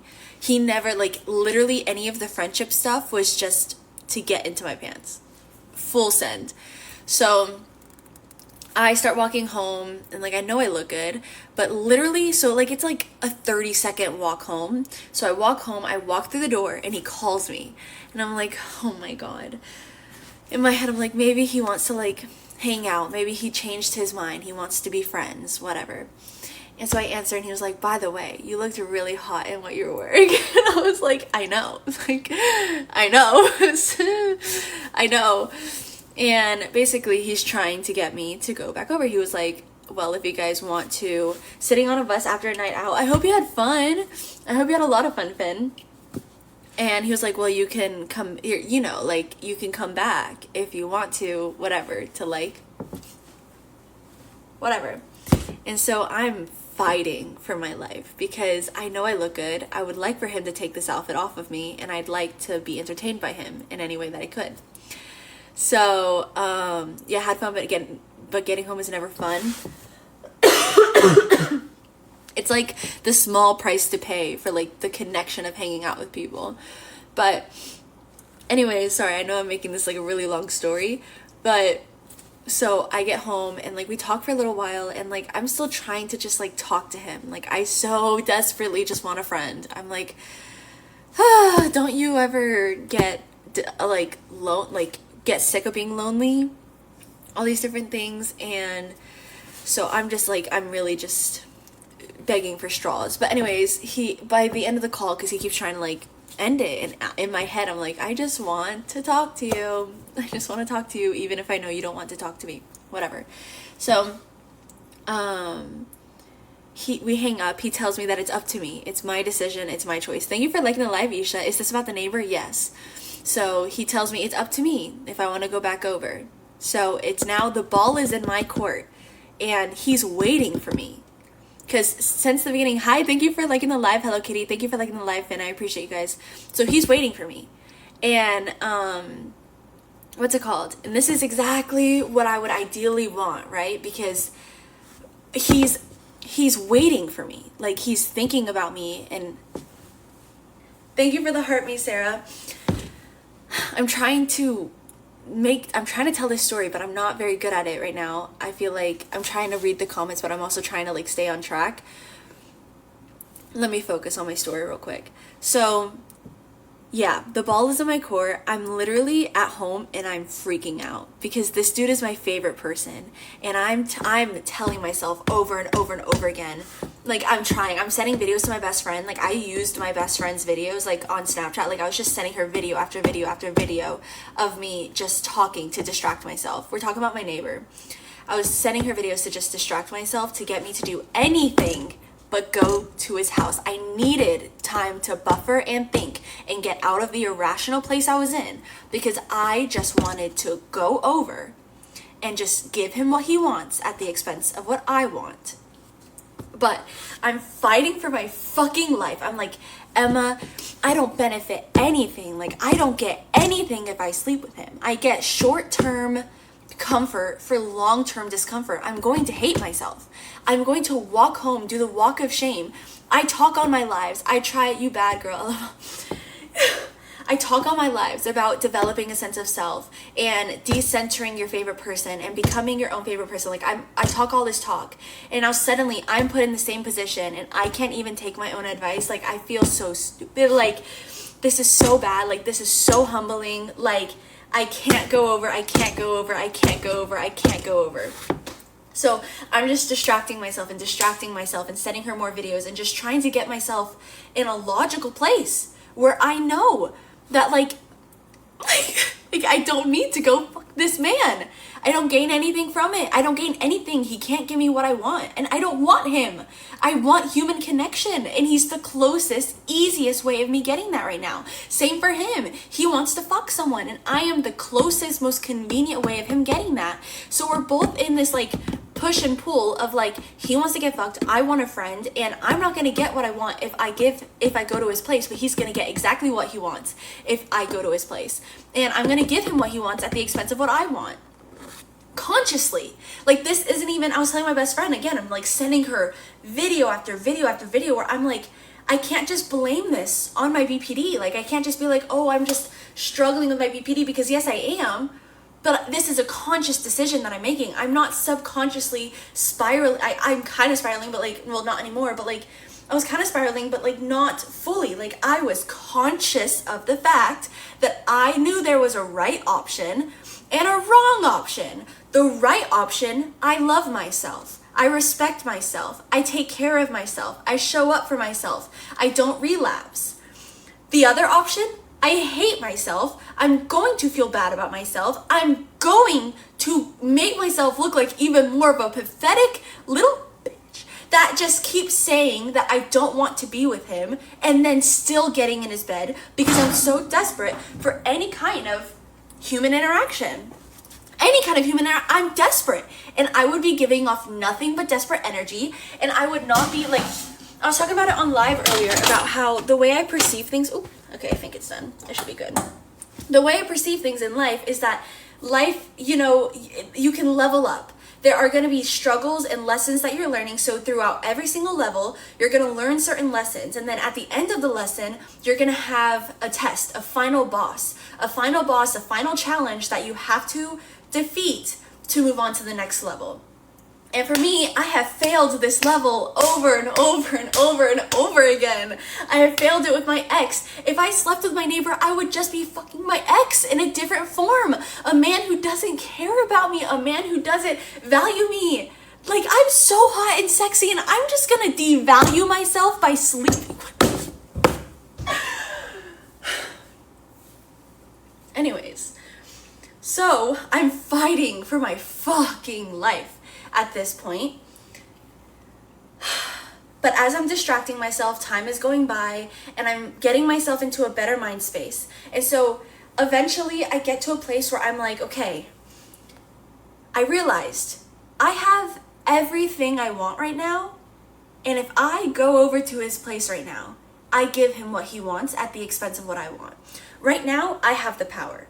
Right now, he saw me in the outfit that I felt really cute in. Cool, nice, validation. He told me I look hot. I got validation, right? Like, he just gave it to me. I didn't have to ask. I mean, I kind of went over to his place, so yeah, kind of. But I also have the opportunity to reject him. Over and over and over again, I have kept telling him that we shouldn't do this anymore. This isn't making me feel good. We can't do this anymore. And he has just disregarded my feelings because he wants what he wants, and he'll get it. Because I'll give it to him, because if he pursues me a little bit more, it makes me feel wanted, it makes me feel like he'll be my friend or this and that, then I'll give it to him. But right now I'm in a position where I can reject him, keep the power to myself, keep my power, keep my security. I have everything I want right now. So I didn't go over, guys. And then he texted me like 45 minutes later or something, because I haven't done anything, like all that kind of stuff. And he texted me, thinking about it, ? Maybe yes, maybe no. And so at first I was like, I'm just gonna leave him on red. But he's helping me on Sunday, and like I can't, like this pisses me off because at the end of the day, I still care about him as a person. And he literally, the reason why this pisses me off is because he only sees me as a fuck buddy. Whatever. But he's helping me, and he's giving me like pallets, and he's using his, one of his things that he has to help lift the pallets and everything. And I don't want to be a cunt. I don't want to go down to his level. And at first I wanted to, because I was like, you know what? You always just leave me undelivered. You just leave me, like, I text you and you just don't care to respond. Like, you don't care to give me an update. You don't care to give me, like, clarity as to, like, if we're hanging out tonight, if this, oh my God, hi, it's 4 a.m. Hi, Anna. I'm spilling the tea, because this is an emergency live right now, so that way I can continue to distract myself. But anyways, moral of the story, we are talking about neighbor. I didn't go back to his place. I did end up responding to his message. I said, no, Rael. Hi Ursa. I said, no, Rael. I don't want what you have to offer. We want different things. And how hard it was. Like, the first 30 minutes, you have no fucking idea. It was like I had sitting in front of me, and I'm a 30-year-old addict. Like, for 30 years, I have been addicted.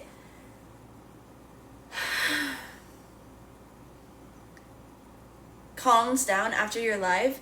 I feel like right now, in the place that I'm at, I'm going to catch up on the comments in just a second, guys. I am so sorry. I just, like, this is an emergency live, because for me, you're so cool, by the way. I think you're so cool. Thank you.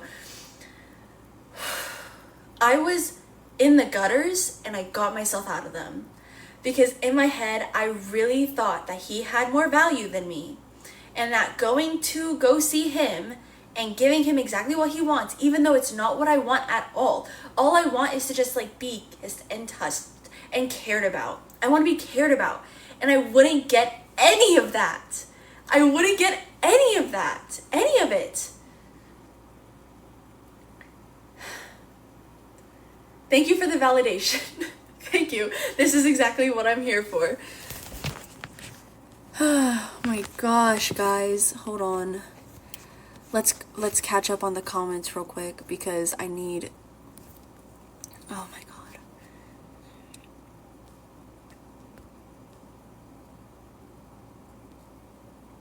How long have you known him? Maybe 2 months now, because we're next door neighbors.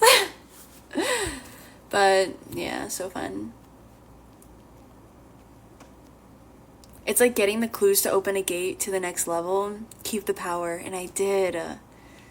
I did. We all hang on strings like marionettes. We are starting to take control. You are starting to take control of yours. Wonderful. Thank you, Lucid. Because it literally feels like that. Whenever I have a favorite person, they can play me like a little doll. And I have no autonomy, because all I need is them. All I need is any kind of human connection I can get, because I feel so worthless as a person. I feel so unworthy, unlovable, that I will accept anything. Anything. I will accept anything. Even if they play me like a fucking doll. And they don't give a fuck about me. They don't give a fuck about me. They don't give a fuck about me. They don't give a fuck about me. And I'm really proud of myself. And, like, this probably, like, objectively looks so, like, so silly. This probably seems so silly. But, like, as someone with BPD, like, if you guys have BPD, I think you guys would understand. Like, you have no idea the fucking war I had to fucking fight tonight. And, like, I'm still dealing with the residue of it. Oh my God. Oh my God. And it says we can talk in 3 months. 3 months? Why did they give you a time limit? Thank you, Summer. You made a conscious decision to respect yourself, and that's admirable. I did. I had 2 paths to go down, guys. I had the path to go down the wrong path, and I would continue the same cycle. I would disrespect myself, and, like, I still want to be patient and compassionate with myself for, like, anything that might happen in the future, but, like, I truly need to stay in the energy of, like, I don't want him. I want human connection. He's the easiest thing I can use to get that. I wanted a friend. I cared about him. And he does not care about me. And I chose the path instead of the one that I've chosen over and over and over and over and over and over and over and over and over and over and over and over and over and over and over again. I know this path. I'm comfortable down this path. I know what to expect down this path. I chose this one. I wanted to gather again after we haven't like talked or interacted in like 3 weeks. 3 weeks he went without texting me, calling me, and I did the same. Like, I've been doing my own thing, trying my best. Okay? Literally, thank you for joining and saying hi, literally as I just said that. But anyways, I was just trying my fucking best to like focus on myself and just like work on things in my life. And I rejected him. I said no. I said no. I said no. I said no. I said no. I said no, and I didn't go over. My actions matched my words for the first fucking time since I fucking met him, bro. I constantly just abandon myself and reject myself. All of this shit.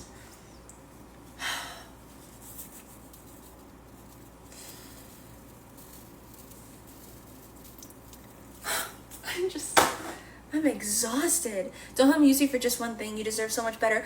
Imagine I tried to use him for his money. How would he feel? Like, if I only perceived him to have one value, and his only value was the money in his bank account, and all I did was just ask him for his money.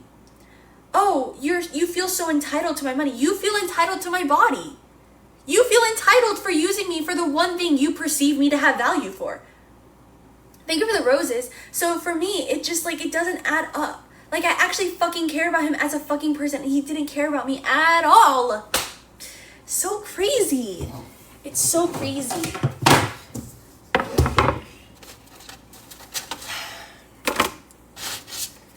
I'm thankful I have pizza. Legitimately, what happened? Just me trying to break my old habits. I'm trying to go down different paths. I'm trying to try new things that are better for me. Good for you for learning a valuable lesson. I've been having to learn it over and over and over and over and over and over and over and over and over and over and over and over and over and over and over and over and over and over and over. How many times do I have to be exposed to the same lesson to stop entertaining people who don't give a fuck about me, who only perceive my value to be the body? So many, you should, if you've been on my account for years, like I know some of you guys have, oh my god, this is the same shit I've always struggled with. This is the one challenge, the one fucking final boss that I can never seem to get over. I like you, Steph, and appreciate your wisdom. I appreciate you. No, but I don't see all this stuff. Same. How did it start? Whenever I first moved in, like my best friend was visiting, and so we were doing a bonfire with one of my neighbors. And so my neighbor, the other neighbor, walked up because we were there, and like he's friends. I don't even know if I don't fucking know. I think he's just fake.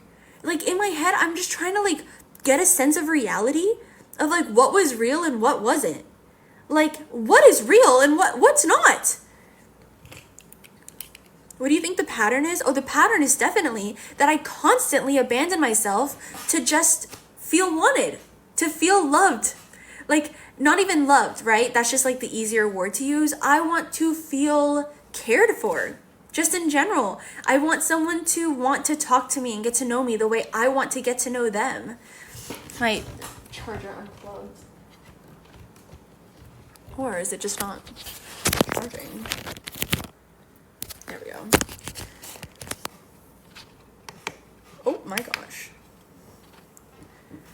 So the pattern is always that I will consistently, nonstop, over and over and over again, I will just abandon myself.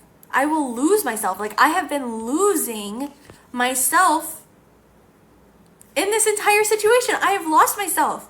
I haven't done my studying.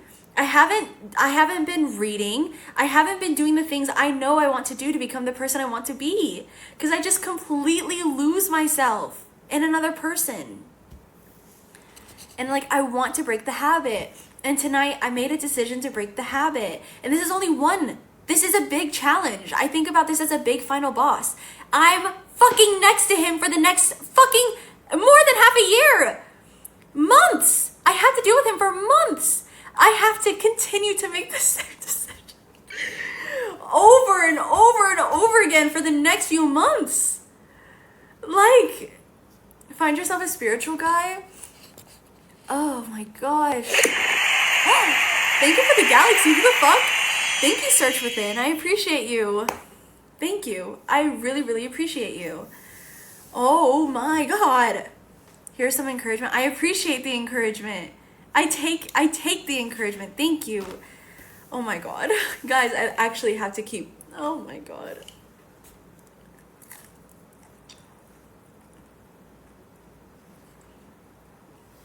At least I have pizza. Sorry, I'm strapped for money. You're totally fine.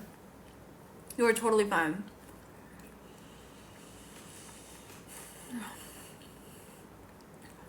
I've been there. It gets better, but you are walking in the right direction. I appreciate you.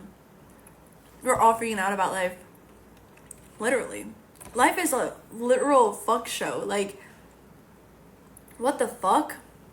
What the fuck? Fuck fest. It's a fuck fest.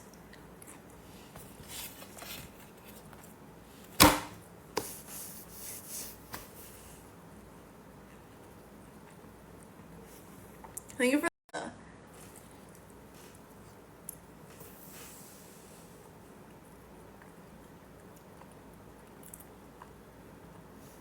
Thank you. That's crazy. Putting quotations around mental health is fucking crazy. David Googans taught me to focus on myself. It saved my life. The people who saved my life, like me, like my idols, or idols, but like my mentors, I like to think of them as like parasocial mentors, but not parasocial, just like I admire them and their content. The Wizard Liz and Tam Core. Like, I was telling my best friend, being like, I want to be a woman like Tam Core, like the Wizard Liz. Like, I want to respect myself. I want to become the woman I know I can be. I want to be successful. I want to be everything I know I can be. But if I keep making this decision, I can't get there. I literally cannot get there if I keep making this decision.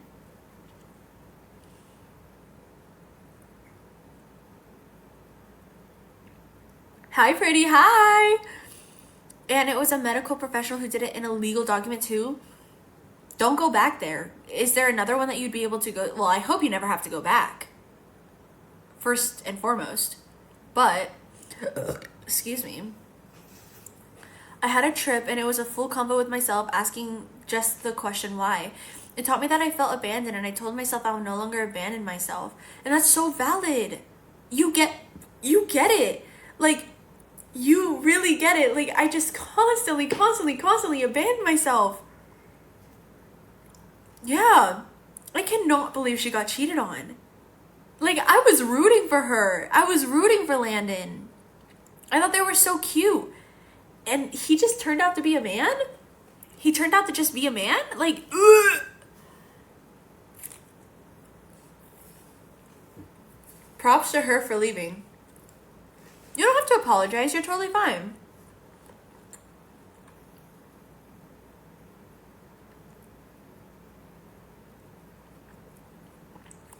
I craved connection so much that I was taking any piece, any fragments of it.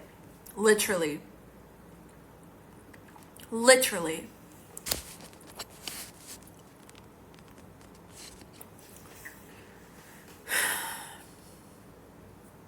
Oh my God.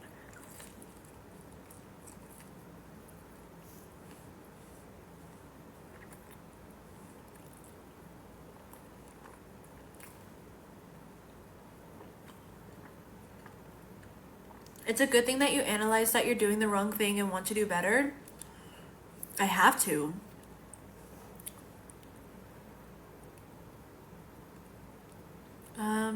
Let's see. Always trust yourself.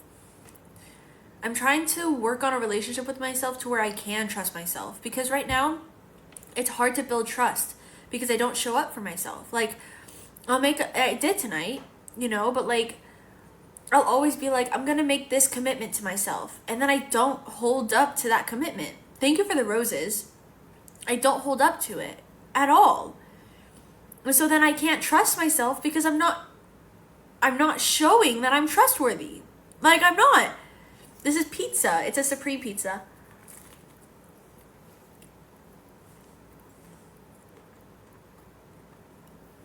Gonna mini planner for from Dollarama. It's a box pizza. It's a frozen pizza. I got it at Publix. So it was on BOGO. I don't know what the brand was called. I'm comforting myself. I'm rewarding myself right now with pizza.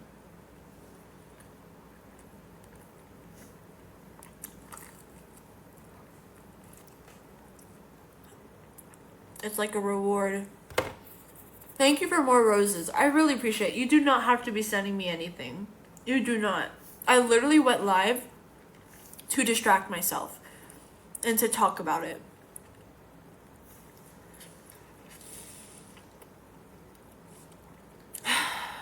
I have to respect myself. I truly am so much more than I perceive myself to be. There's so much, can I share something? Again, I'm going to share it anyways. At work today, I was telling everybody bye at work, and one of my managers tells me, Stephanie, your attitude is always so good. Everyone in the kitchen is agreeing with her. She's going on about me. And people at work, they just talk so positively about me. And they're like, and she told me, she's literally saying like so many positive things about me. And she tells me, people look forward to seeing you.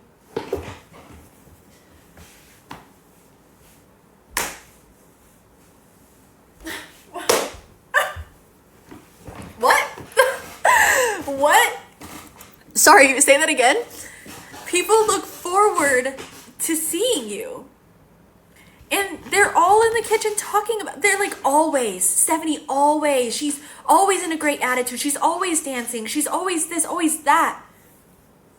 There's so much evidence in my life that I have so much value.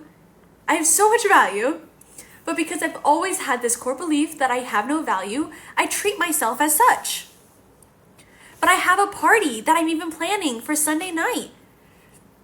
And it's going to go so well. And I'm going to have such a good time. And I'm going to have such a good time with my friends. And I'm hosting it. I'm getting out of my comfort zone. I'm constantly doing things that are different and new. And I'm constantly learning. I'm so proud of myself for tonight. Thank you. I appreciate that smiley face. You are loved beyond comprehension. You need to just listen, understand, and not respond. Just sit in that statement. It's so good. I'm happy to hear that about you. It's also being treated bad about others that damage self-esteem. 100%. Like growing up, I think about this for the fear of abandonment because I'm making a YouTube video about BPD and like different symptoms and doing like an everything guide. If I can continue it because I've just been ignoring my goals and everything. But one of the notes I put, because I came to the realization, which I know so many people probably already have, but it's like, yes, I have a YouTube, it's Steph Struggles. You guys should go check it out. I actually really love my YouTube videos, and I think they're really good, and I think they're very helpful. So you should go check it out. It's Steph Struggles.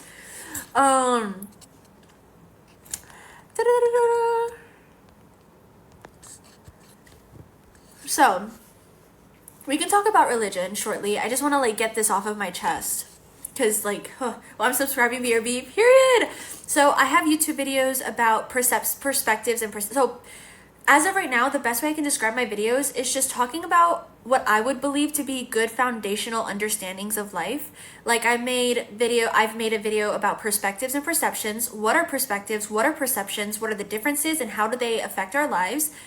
I have a video about permission slips and about how we always look for external permission and we always are looking. So basically when we're looking for external validation, a lot of times, sometimes, not always, but we're looking for external validation, permission from other people.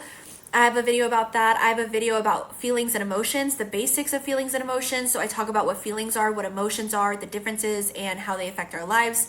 My last video that I made is the art of being wrong. Talking about how sometimes we have to acknowledge when we're wrong in order to grow as a person and how to break down our shameful belief systems around being wrong and being able to say the sentence, I was wrong. I also have videos about borderline personality disorder. I have a video about fear of abandonment.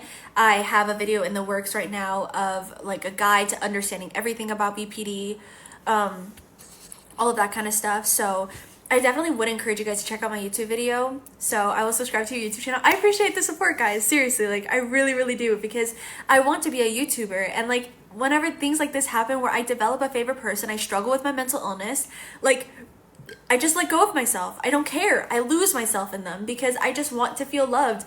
Who cares about my future? Who cares about my goals? Who cares about my dreams? Because all I think about is them. And it's like, oh, please. But what was I talking about previously? I don't fully remember. But yeah, go check out my YouTube channel. Do you have any tips on how to help people with BPD?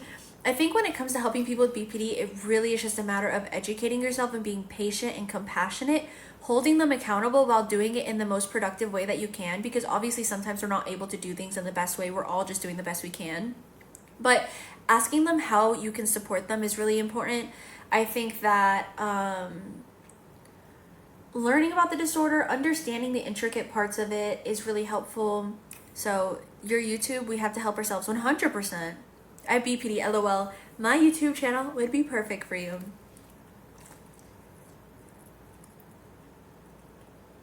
The top of my mouth is so scraped up right now. It's so bad.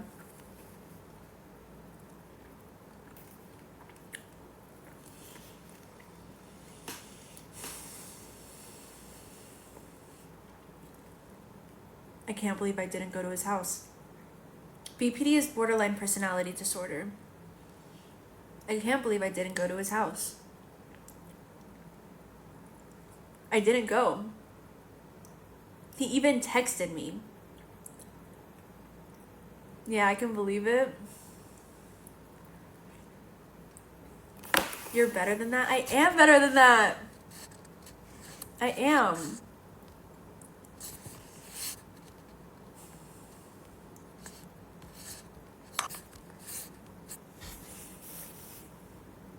Not me searching for validation from the internet. Sorry guys, not me like low-key just talking about the same thing over and over and over again.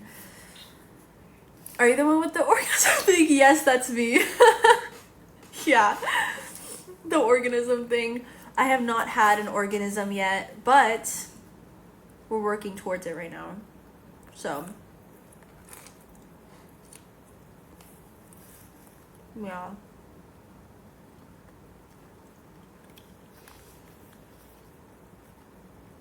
I am young. I'm only 22 years old, which is kind of old, but like not. I'm 27. We got this. Like, we're so young. It's so weird. Like, it feels so old. But like, I'm literally a new adult. I'm only 2 years into my real life because I had to deconstruct everything I was taught growing up. So now I'm just starting from scratch. It's my first time living life. I'm invisible. I would love to have invisibility powers. When I tell you you are good, you are doing great. I appreciate you. I felt old when I was 19. 19! I just didn't think I was gonna make it this far. Like, you're wanted here? You're wanted here. I appreciate you being on this live and talking to me, even though I'm just like going in circles. Nothing what to tell you. Your 20s are nothing what they tell you.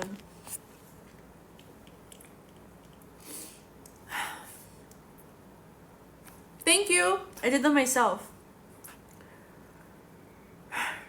You're cool. Don't go bald. I appreciate you, Nova. Thank you for following, by the way. I appreciate you. The 20s is a dumpster fire. I've literally, and I'm so thankful for, like, I am thankful for myself because I do make a lot of hard decisions and I know where I want to go and I know that I'm young and I know I have to learn. I know that this is the time of life where I would rather be the worst version of myself. I'd rather be authentic and be authentically a cunt so that way I'm aware of the things I need to work on and actively work on them. Because if not, I'm gonna be 50 having a midlife crisis because I avoided everything I didn't want to confront whenever I was young. This is the time for me to confront these things. This is the time for me to learn these things. This is the time for me to do stupid things and make stupid mistakes because my life will be okay in the future. I'm not going to be 50 with kids and a husband realizing that everything I was taught was a lie and everybody who tried to tell me was right. But I was too in my ass to acknowledge I was wrong. I'm not getting there. And you know what? Maybe it will happen because we're always learning and we're always shifting our understanding of life. But thank you for following, Loria. Loria is your name? I'm so sorry. I'm adopted in an all-white family. Like, for real facts, no, literally. I wasted my 20s and did the stupidest shit ever, but I learned the hard way. You got this. And I'd rather learn I appreciate the heart. Thank you for the heart and the roses, guys. Really, I really appreciate you guys. But I feel like, I'd rather learn the hard way. Because I feel like learning the hard way is what teaches wisdom. Because wisdom is having a deeper understanding of a concept. And like, you can be told what to do. And so then you just memorize information. But like for me, if I defy and I learn the hard way, then I truly understand. Like every single time I would go my first favorite, like my last favorite person, right? Before the current one that I have right now. Like, I would constantly just be learning the hard way over and over again. Because guess what? I kept making stupid decisions because I lacked knowledge. I lacked the wisdom. So of course I kept making stupid decisions because I didn't have the intelligence. Like the way, this is how I talk to myself. But like, I didn't have the intelligence. I didn't have the information to make the wise decision. So of course I'm going to keep making the stupid decision if I'm not being intelligent about the way I go about things. And so I'd rather just make stupid decisions and acknowledge how stupid I am right now and like work on it. Cause you know how stupid it would have been for me to go over there tonight? Oh my God. Oh my God. That would have been low. That would have been a low. Again. Make smart, stupid decisions, lol. Great job. So many people waste their lives running from themselves. No, I run towards myself. Like, I literally, it's actually probably unhealthy in some way. Because I think a lot of the time my self-reflection stems from a place of wanting to be aware of things. So that way, whenever people try to come to me and try to be like, oh, you're this, you're that, I can be like, yeah. And I'm this, and that you haven't even clocked yet. I clocked it before you could even clock it in me. Right? Heaven would have revoked your privileges. What?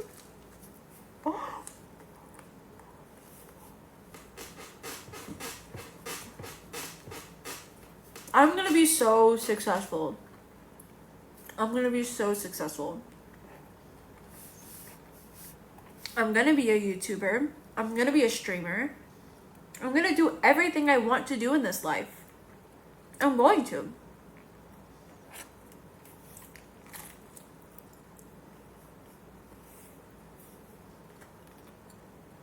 My thing is, I be clocking people for how they are when they think they know me. Like, at the end of the day, all of our perceptions are just subjective. What do you want to do in life? Well, I want to learn and I want to share the knowledge for free. Like, I think one of the biggest weaknesses in humans right now is our lack of knowledge. We have this illusion that we're more advanced than we are because we are advanced technologically, but we have a society where there are people that have thousands of different religions and they all just live in their own reality and think they're right.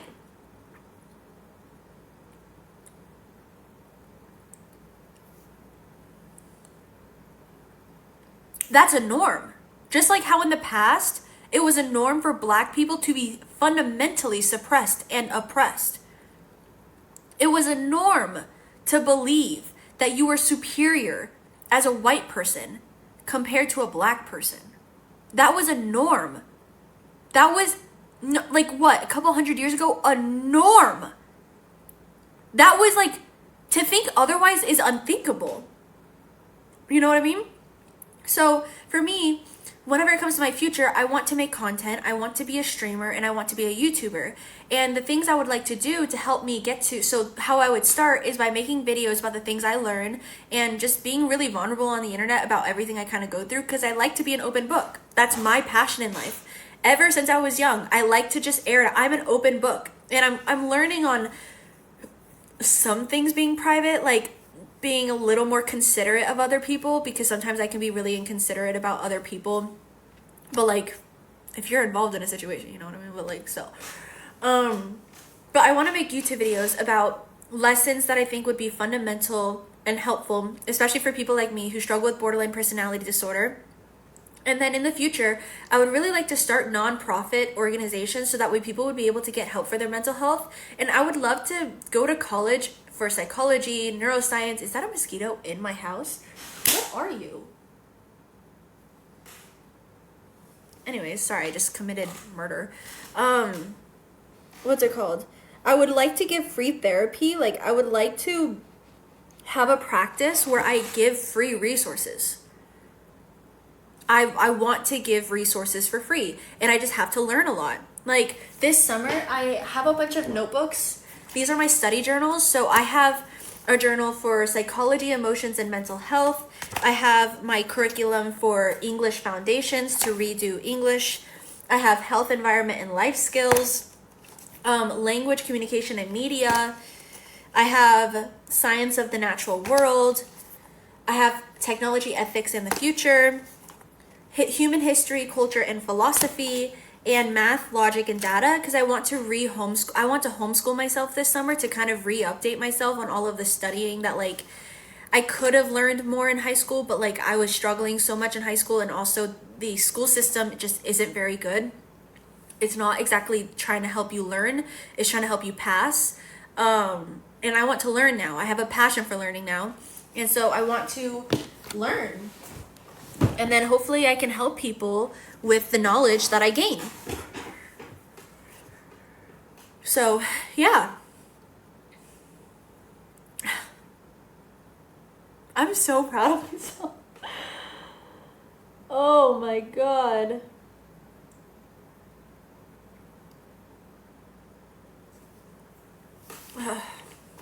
That's so dope. I've had an idea of starting an organization focusing on those undiagnosed neurodivergence, and that would be very helpful. Sorry for the randomness of me, but you have really nice teeth. Thank you. That used to not be the case. Thank you for braces. Thankful for braces every single day. People that you love, like you lose everything because it's all built off of a lie, and you have to choose integrity or illusion. Do you want to live in an illusion where everything is fake, inauthentic?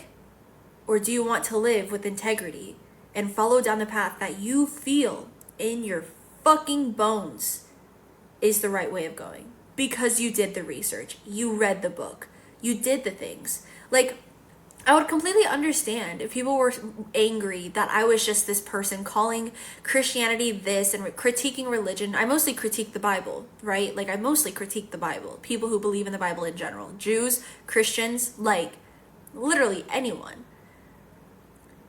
It would be different if I was just someone who like saw certain parts of the Bible online and just decided to just start hating on it because I didn't want to read it and I didn't want to understand. No, I read the entire book.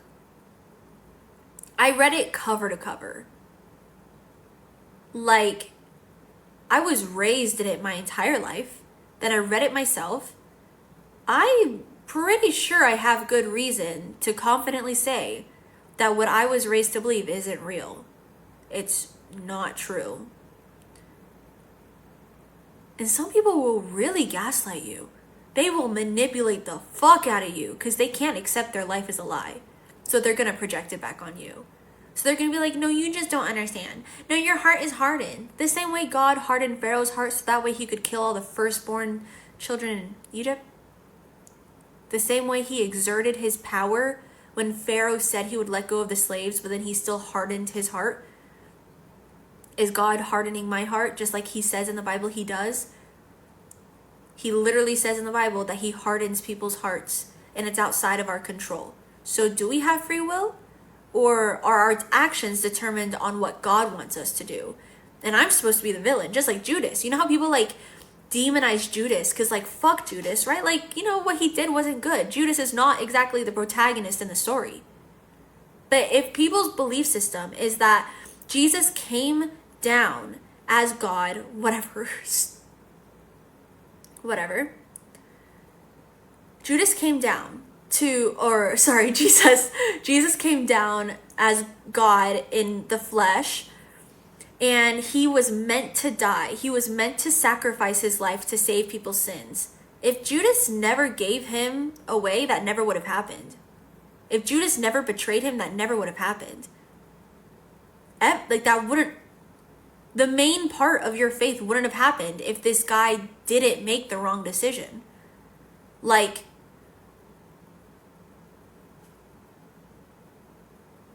they never bring up Jesus said he was created for destruction. There's literally a whole passage in Matthew, Mark, Luke, and John where he says, I did not come to bring peace, but to bring division. He talks about, he's an apocalyptic preacher. He literally preaches the entire time that the end of the world is coming and you need to repent. That's an apocalyptic cult leader.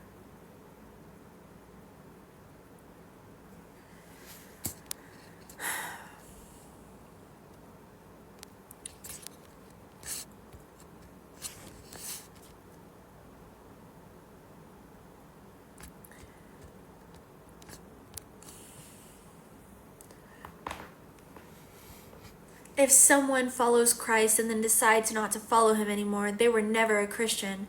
That's literally the easiest way to switch someone from hero side to villain side. Black to white. Good to bad. Oh, they were never good because clearly they chose the bad side. So they never wanted the good. Or maybe they figured out that they were on the bad side and they wanted to do good. And now you're calling them bad for doing good because what you think is good is bad. I have looked at other religions. I think that my main interest is just the Bible because that's what I've been raised in. The concept of religion intrigues me, but I don't think I know every intricate detail about every single religion. I love the concept of religion.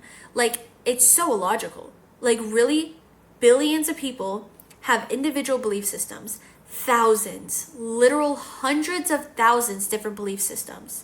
We all have our own belief system. And we just think we're right? Oh, I was raised Hindu, I'm right. I was raised Jew, I was right. I was raised Muslim, I was right.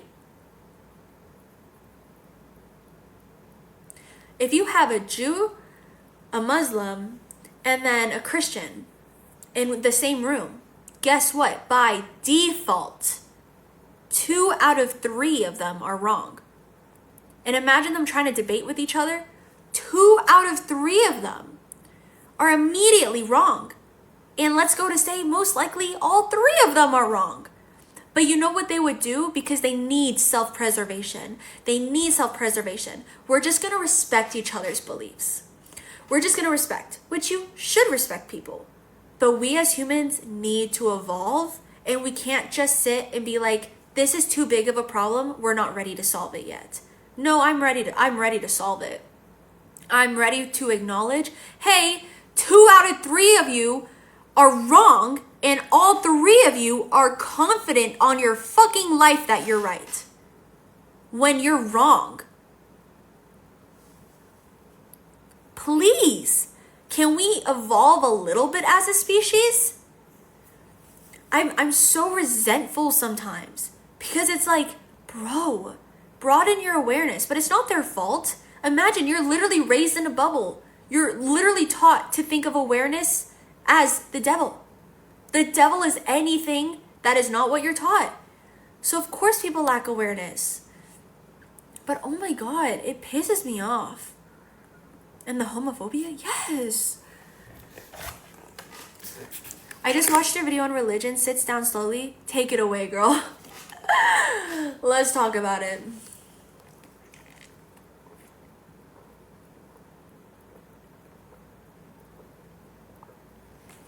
They hate education so much because they're taught to. It's anti-intellectualism. It's anti-intellectualism. They're taught to hate it.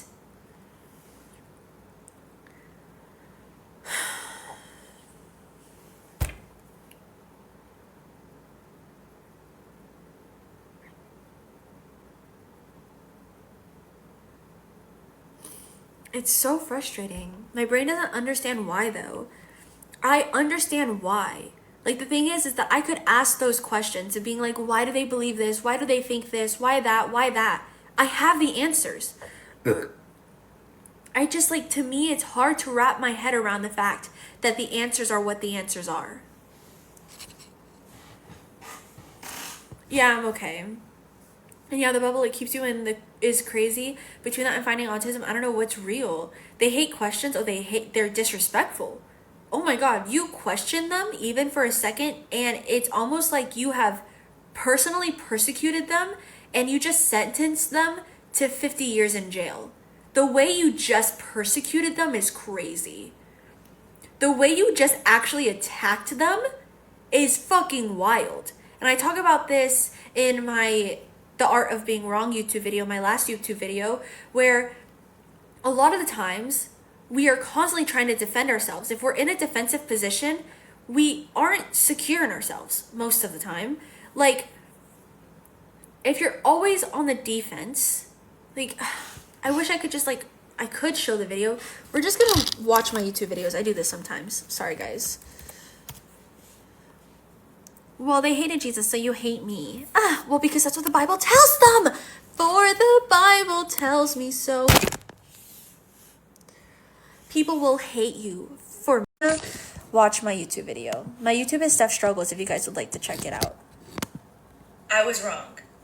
A sentence that everyone hates saying, because anytime we have to admit fault or admit when we were incorrect, it feels like a blow to our self-concept. What do you mean I was wrong? I'm better than that. I'm smarter than that. I know better than that. But at the end of the day, it's not a flaw in our character whenever we're incorrect about something. What does being wrong even mean? There is subjective wrong and right, and there is objective wrong and right. Subjective wrong and right has to do with our morals. Oh, this is wrong because I believe it is morally bad. Then there's wrong and right where it's true and false, correct and incorrect, an objective fact. You are wrong about something because you have the incorrect information, or you are right about something because you have the correct information. Unfortunately, a lot of the times we're taught to perceive wrong and right as black and white, good or bad. If you're wrong, then you're bad. If you're right, then you're good. It is good when you have the right information, and it can be bad when you have the wrong information, but that's not an embodiment of who you are as a person. These thought patterns often lead to a shame-based belief system. And if we have a shame-built belief system, then we're gonna shame ourselves for our weaknesses. Humans naturally have strengths and weaknesses. That's why we work together as a collective to build on our strengths and work on our weaknesses. Acknowledging when you're wrong, when you're incorrect, when you've been misinformed, feels like having to acknowledge all of your weaknesses. If you're constantly shaming yourself any single time you have to acknowledge one of your weaknesses, then you're gonna have a very fragile self-concept. Because of the shame-built belief systems that our society is constructed off of, we tend to digest information as good and bad instead of incorrect or correct, true or false. You're not always a bad person for having the wrong information or doing the wrong thing. Humans can't be properly understood within the constructs and the boxes of black and white, good and bad, because life is so much more complex than that. You are not a bad person for having the wrong information and being misled. You are not a bad person for making a mistake. You are not bad for going about things in the wrong way. The biggest gag about all of this is that acknowledging your weaknesses is a strength. You're tapping into your strength as a human being when you're acknowledging when you're wrong. If we're always seeing information through the lens of good and bad, then we're going to try to avoid bad information. Being wrong, being incorrect is inevitable. It's unavoidable. Growing up, we were handed down nothing but generational curses, which translates into generational misinformation. My dad growing up was taught that he was supposed to suppress his feelings and emotions, so that's what he taught to us. He taught us to suppress our feelings and emotions because that's the right information, because that's what his parents taught him,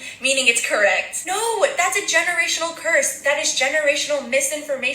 The wrong information being passed down. That is not true. If we only ever see information through the lens of good and bad, bad, then we're going to develop a habit of disregarding or discarding important information. We can't expose ourselves to the bad information, the wrong information, because what would I do with myself if I ever found out it was wrong? We're always scared of being wrong. We're scared of exposing ourselves to the wrong information because then we're putting ourselves in a position where we might have to one day acknowledge I was wrong. And of course, we're going to accommodate our feelings. We're going to accommodate our lifestyle to make sure that never happens, because I never want to acknowledge my own weaknesses. I never want to have to humble myself. I never want to have to acknowledge this part of myself. Being wrong is inevitable. It is unavoidable. You are going to be wrong sometimes. You are wrong about so many things right now. Do you think you're ugly? Do you have a core belief that you're ugly? You're wrong. You're wrong. You're wrong. You're wrong. You're not correct. In order for you to grow, to heal, to become a secure person, to become everything you know you have the potential to be, you have to be willing to put yourself in situations where you have to humble yourself, where you have to be willing to acknowledge your weaknesses, to be able to acknowledge I was wrong.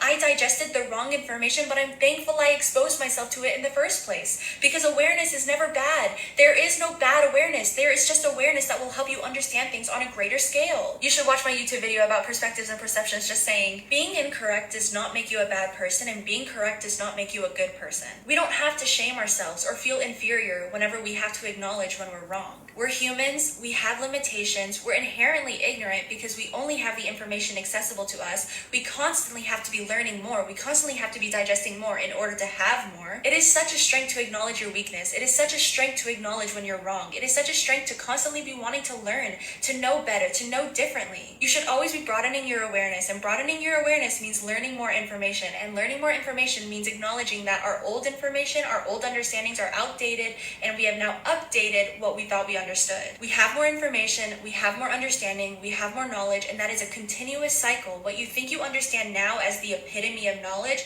guess what? You're going to learn more, and then that's going to become the epitome of knowledge, and then you're going to learn more, and then that's going to become the epitome of knowledge for you. We are doing the best we can every single day with the information that we have, and it is okay to acknowledge that we don't have all the information. Just please don't tie your self-concept, your sense of self, to the constructs of good and bad, right and wrong, because you're constantly going to be learning that you're wrong about things, which means you're constantly going to be feeling like you have to defend yourself. You don't have to defend yourself when you're wrong, because it's truly just a matter of acknowledging the situation for what it is and accepting that things are about to change. In order to deconstruct our shameful belief systems, to start changing the way we see the world out of the constructs of good and bad, right and wrong, we can start to use more adjectives to help us understand situations more subjectively. Instead of us saying something is right or wrong, good or bad, we can say something is helpful or it's harmful. Instead of saying something is right and wrong or good and bad, we can start saying that it's productive or it's unproductive. Accepting ourselves, accepting our weaknesses, and accepting our shortcomings, and using compassion as a tool is the easiest way for us to break down our shameful belief systems and start to accept when we've been wrong or incorrect about something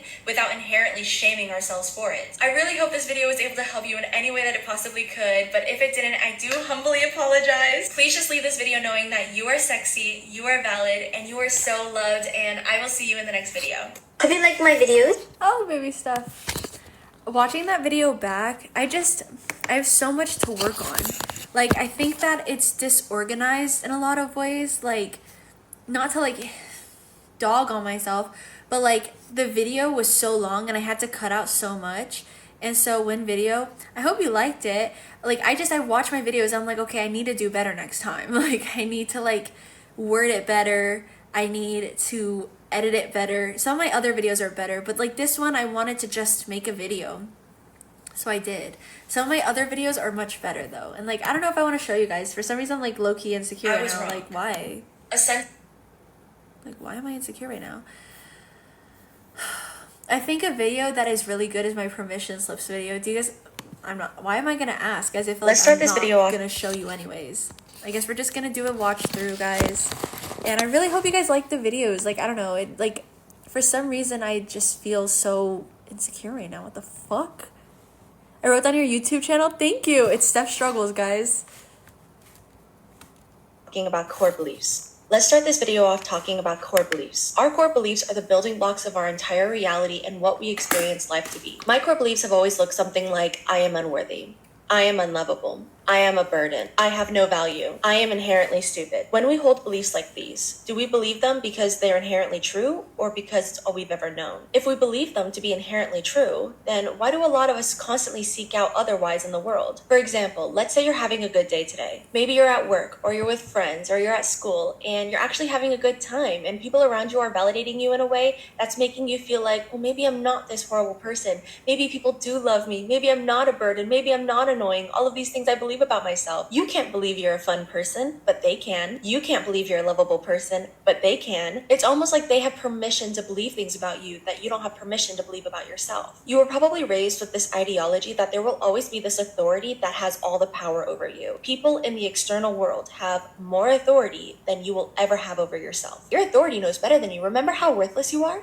Remember how much you don't know? You don't understand anything. So this dynamic is embedded in your belief system. You have no authority over anything. You believe wholeheartedly that you are nothing, you are worthless, and then on top of that, a whole bunch of negative things about yourself. So now that we have these very limiting self-beliefs, these very limiting core beliefs, we no longer need to be restricted by an external source. We now are doing that ourselves. We are now restricting ourselves. We are limiting ourselves for the benefit of the authority that wants us to believe this way about ourselves. In our darkest moments, there will be things that come along called permission slips. These permission slips are just going to give you permission to feel differently about yourself than what you believe you have to feel about yourself. For example, let's say you have a core belief that you're ugly. You look in the mirror and you despise what you see. You despise the reflection. But let's say there's someone that comes into your life. It's a man and you admire this guy. He's cute. He's admirable. You're like, oh, I have a little bit of a crush on them. And let's say this man starts to tell you things like, you are so beautiful. You are so pretty. You have so much value. You're gorgeous. You're gonna look at this man being like, no, I'm not. Like, stop it. Am I though? Do you really believe that? No, I'm not. No, I'm not. Do you really believe that though? Do you believe that about me? Do you really think that about me? Do you really? He's giving you permission to feel things about yourself that you don't believe about yourself. I don't believe I'm pretty. I don't believe I'm gorgeous. I don't believe these things, but you do. We start to get really attached to this person. This person starts to become a part of us because we can't change our core beliefs because our core beliefs aren't the problem. Our core beliefs are right. Our core beliefs are true. Like, that's not the problem. That's not the problem. The problem is that I can't believe this without them. I need them. I need this person. I can't feel this way about myself unless I have them. So you start to get really attached. You develop your entire sense of self around this person. So you're going to have a sense of something else. Something else is the sense of self I have because I can't have the sense of myself. I don't have sense. I'm stupid. I'm dumb. I don't have understanding, blah, blah, blah, blah. The sense of something else is going to be the permission slips. This person is your sense of self because they tell you what to believe. They tell you what to feel. You don't have to take on this responsibility for yourself. We don't have a sense of self, right? And we need to find a sense of self somewhere else. We need values. We need passion. We need something that gives us purpose. For example, let's say we're in high school and we just met this friend group and now we have absorbed ourselves into this friend group. You guys are hanging out every single day, all the time. You start to get attached. You start to get dependent. You start to mold yourself in the way that this community is molded. That way you will always fit in because the worst thing that could ever happen is you being rejected from this community or this environment. And so now you don't need to have your own sense of self. You don't need to develop your own values, your own understandings, your own passions, because this group is giving you all of those things. If you were alone, would you have these things? No. So you need this community now. This community, this environment is now your permission slip. We're not in this community to amplify ourselves. We're in this community to construct ourselves. If you lost this community, if you lost that person, if you lose the environment you're in, will you still be the person that you think you are right now? Do you believe you'll be able to hold on to these values and these passions even if you don't have them? No? Then you lack that sense of self. Your sense of self has just become this external sense of something else. Whenever we struggle with our sense of self, we struggle with having a favorite person. When we struggle with attachment and dependency, we always try to find the next external source that will give us permission. Their God is the one source of all those things, but they all individually find community strength and love in their own community. They're using these things as permission slips rather than this objective truth. A Christian is no different than a Muslim. A Muslim can find so much strength and peace within the Quran and Allah, but then a Christian finds so much strength within Jesus and the Bible. They both perceive that their permission slip is objective when it's really just subjective. If someone finds peace in Buddhist teachings instead of in the Quran, does that mean that the Quran isn't actually giving people peace, love, and safety? No, they're all finding peace, love, and security within their communities. It's just permission slips. They're giving themselves permissions through different external sources. They all have their own rituals, they all have their own vernacular, they all have their own understanding of life, but they're all subjectively finding what they need to find within themselves through this external source. Once we get to an understanding that everything in life is subjective and that we are all going off of our own individual perceptions and understandings of the world that we've been taught within our environment, we'll be able to start being more aware of these permission slips and how they're used in our day-to-day lives. We have to acknowledge that our core beliefs are incorrect, and us bypassing them by using these permission slips to override what we currently believe is only bypassing the actual problem. It's only making us feel okay with what we believe in the moment because they actually don't need to change because we're right and there's nothing wrong. We are not right about everything, and our core beliefs are not an exception to that. Our parents passed down generational curses that were passed down to them, and we have to break the cycle by acknowledging what we've been taught incorrect and how we can correct those beliefs. We're not unworthy, we're not a burden, we're not dust, we're not nothing. We actually have so much value and importance and passion and purpose. It's just our responsibility to find those things, and once you break down those core beliefs, you actually have the passion to find yourself. What do I want to accomplish in the world now that I believe I can actually accomplish something? What's the change I want to make in the world now that I believe I can actually make a change? We don't need permission slips because we are our own authority. I do have a video on my channel all about creating a sense of self, but it's more tailored to people who have borderline personality disorder, but I do still encourage you to watch it because I think I've made some good points in it. And if you'd like to check out my other videos, I encourage you to do so. Let me know. I want honest feedback. Tell me what I could do better. Tell me what you liked from this video. But if this video didn't help you at all, you left this video with less brain cells than you originally had, I do apologize for wasting your time. I just do hope you leave this video knowing that you are sexy, you are valid, and you are so loved, and I will see you in the next video. Hope you like my videos. Okay, baby stuff. See you. That's my YouTube video. That's another YouTube video. My YouTube is Steph Struggles if you guys want to go watch other ones, but where'd my little thing go? Here it is. Okay. We need to take off my makeup. Wait, that was so good. That was so good. Thank you guys. Thank you. Oh, I have 2 mosquito bites here. I wonder how many more I'm gonna discover. Okay. If someone left that with less brain cells, they never had any time again. Damn, that blew my mind. I really love the concept of permission slips because I think that we genuinely use them so often in our lives. Like, a lot of the times we're looking for permission from other people to feel a certain way, to believe a certain thing, to think a certain way. And it's like we don't need permission from other people to be our own sentient, autonomous person. So, yeah. I just can't wait to keep making YouTube videos and getting better at them because I need to get a lot better at them. And I'm really excited because I need to focus on myself, guys. We're not focusing on my neighbor anymore because we're gonna reject him. He doesn't want me, so I don't want him. I'm just really nervous that he's not gonna help me on Sunday because he's helping me with the palettes and I don't want him to like punish me for rejecting him.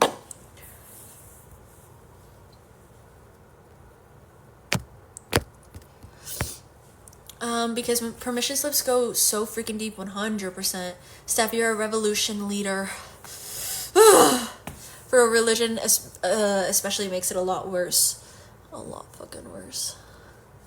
Alright. Sorry guys, we're just gonna take off my makeup because I have to start dying down a little bit, calming down, if you will. I don't know. Because the reason I went live was because I needed, well, I was mostly just sitting in the beanbag setting my best friend videos. And then I was like, I'm gonna go live, but then I didn't go live, so then it took me like forever to actually go live. But I ended up going live after I already kind of got myself in a better mind space. But y'all, tonight was a fucking roller coaster and I'm very proud of myself. Holy shit. Tonight was something. Okay.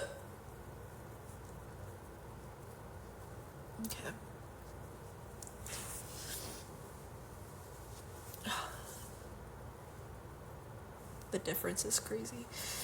Alright, I'm also about to run out. I have more behind my mirror, but I don't want to have to move my mirror. Okay. You seem more calm now compared to when you first started this live. Well, yeah, because I feel like I've just been able to regulate myself a lot more. Because when I started it, the reason I was starting the live was because I desperately needed a distraction. Like, I've really been struggling with my BPD recently. Like, I've been struggling a lot. A lot of my old belief systems, my old insecurities, my old thought patterns have been resurfacing. And, like, it's been really fucking hard to navigate. And so I was like, I can't go to this man's house. I can't. So even if I have to make myself look like an idiot on live right now at, like, 9 p.m., 10 p.m., that's what we're gonna do. And so mission was accomplished. Mission was accomplished.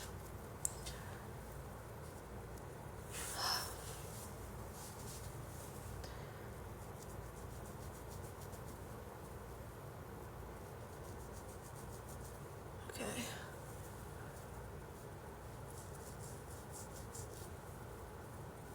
Probably not the, like, best way to take off my makeup, but this is what we're working with. I gotta go. Enjoyed this a lot. It's amazing finding people who think similar to me. Have a good night. You too! I had such a great time talking with you. I go live every single day at 5 p.m. Eastern time. So, like 6 hours and 30 minutes ago, every single day, if I did my math correctly, I go live every single day at that time. So 5 p.m. Eastern time. I hope to see you tomorrow. I'll talk to you guys later for whoever's heading out. I know I'm gonna look so different now. It's like, oh my gosh, she took off her makeup. Who is she? Okay, I think that should be good enough. I really can't care enough right now. Okay. Perfect. We have a little bit left, but we're gonna get the next bottle ready. Okay. I've been talking on lives lately. I love that. I love the little era. It's like sometimes I get in new eras. Like right now I'm not in a live era. Like I'm in a going live era, but I don't really watch lives, but sometimes I will watch lives. Okay. Okay. I will watch lives and it'll be so new. I'm like, oh my god, this is so fun. Okay. The repeat of old patterns literally just went through that talking with my ex again. Like it's just a constant resurfacing of different lessons, and it's like, did you really learn this lesson or did you just pass the test? Like, did you just pass the test of like something happening or whatever and you just passed and you did good, but you didn't actually learn from the material? Can you retake the test and still pass, or did you just memorize the information at the time?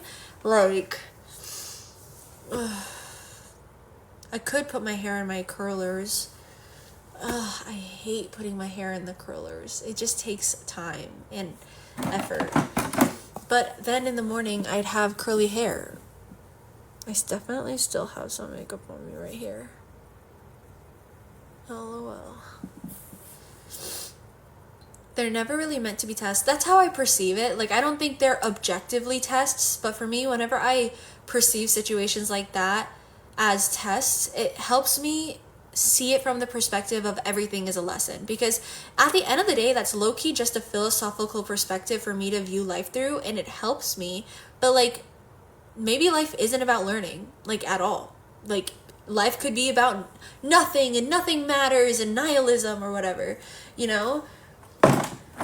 But for me, whenever I perceive things as tests, I'm testing myself. I'm using this situation to test myself and to see if I'm just saying that I want to do better, or if I'm just going to continue doing the same thing over and over and over again. But learning, but not passing. Okay. Put our hair up. We're going to put our hair into the curls. Reluctantly, but I know I will appreciate it in the morning when I have super slay hair, super slay curly hair, and I feel confident. I really don't want to do this. LOL. Okay.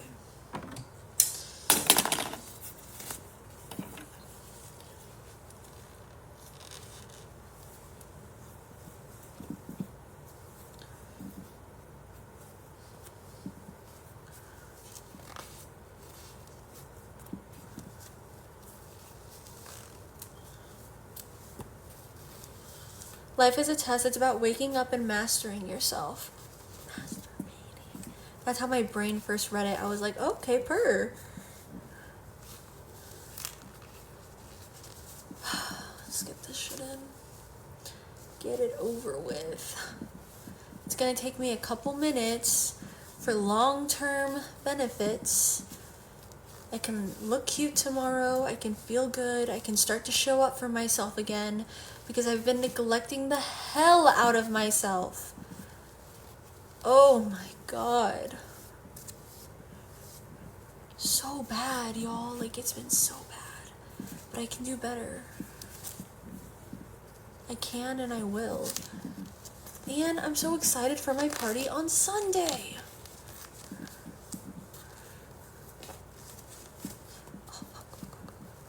I hate when that happens. Sometimes it like completely unravels and then I have to redo the entire thing and it's like I already didn't want to do it in the first place. Now I'm having to do it again. Okay.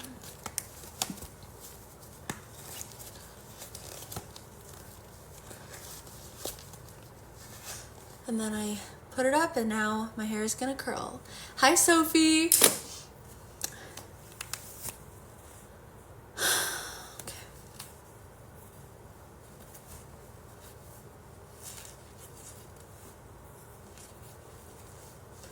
Guys, I actually have so many things to look forward to right now. My best friend is...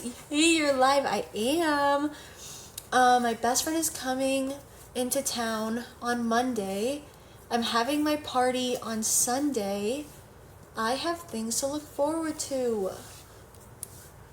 And life is gonna be okay. I'm gonna survive, first and foremost. And then I'm also gonna thrive at the same time.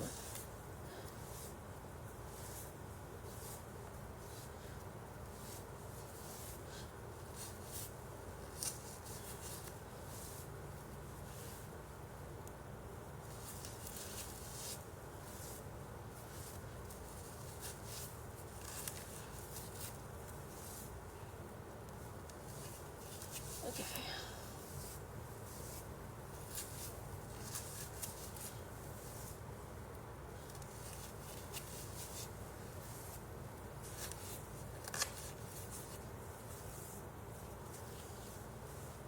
Try to get all the hair that's left in here. And we wrap it all around. Around the world, around the world, around the world, around the world. And then we will finish it off by putting on the ponytail. Like so. Scrunch it up. We did it. Hooray! We did it. We did it. Hooray. Get the hair out of my hairbrush. Oops. Ew. No, that's horrible. So much hair. Okay, I put my hair up. I survived tonight. I made the right decision. I'm so proud of myself. I made the right decision tonight. Hi again. I do think I'm going to go ahead and end the live. I want to get some decent sleep tonight since I do work tomorrow morning. So hopefully tomorrow is another really good day and I'm able to make good money and then I can prepare for my party and I'm so excited. So yeah. I will talk to you guys later. Please be kind to yourself. Drink some water, eat some food, do the works. Have a good night, Sarah. I will talk to you guys. You're so pretty. I'm still so proud of you. Take care. You too, Ursa. I appreciate you. Have a good night, guys. I love you. I'll see you tomorrow at 5 p.m. Eastern Time, EST.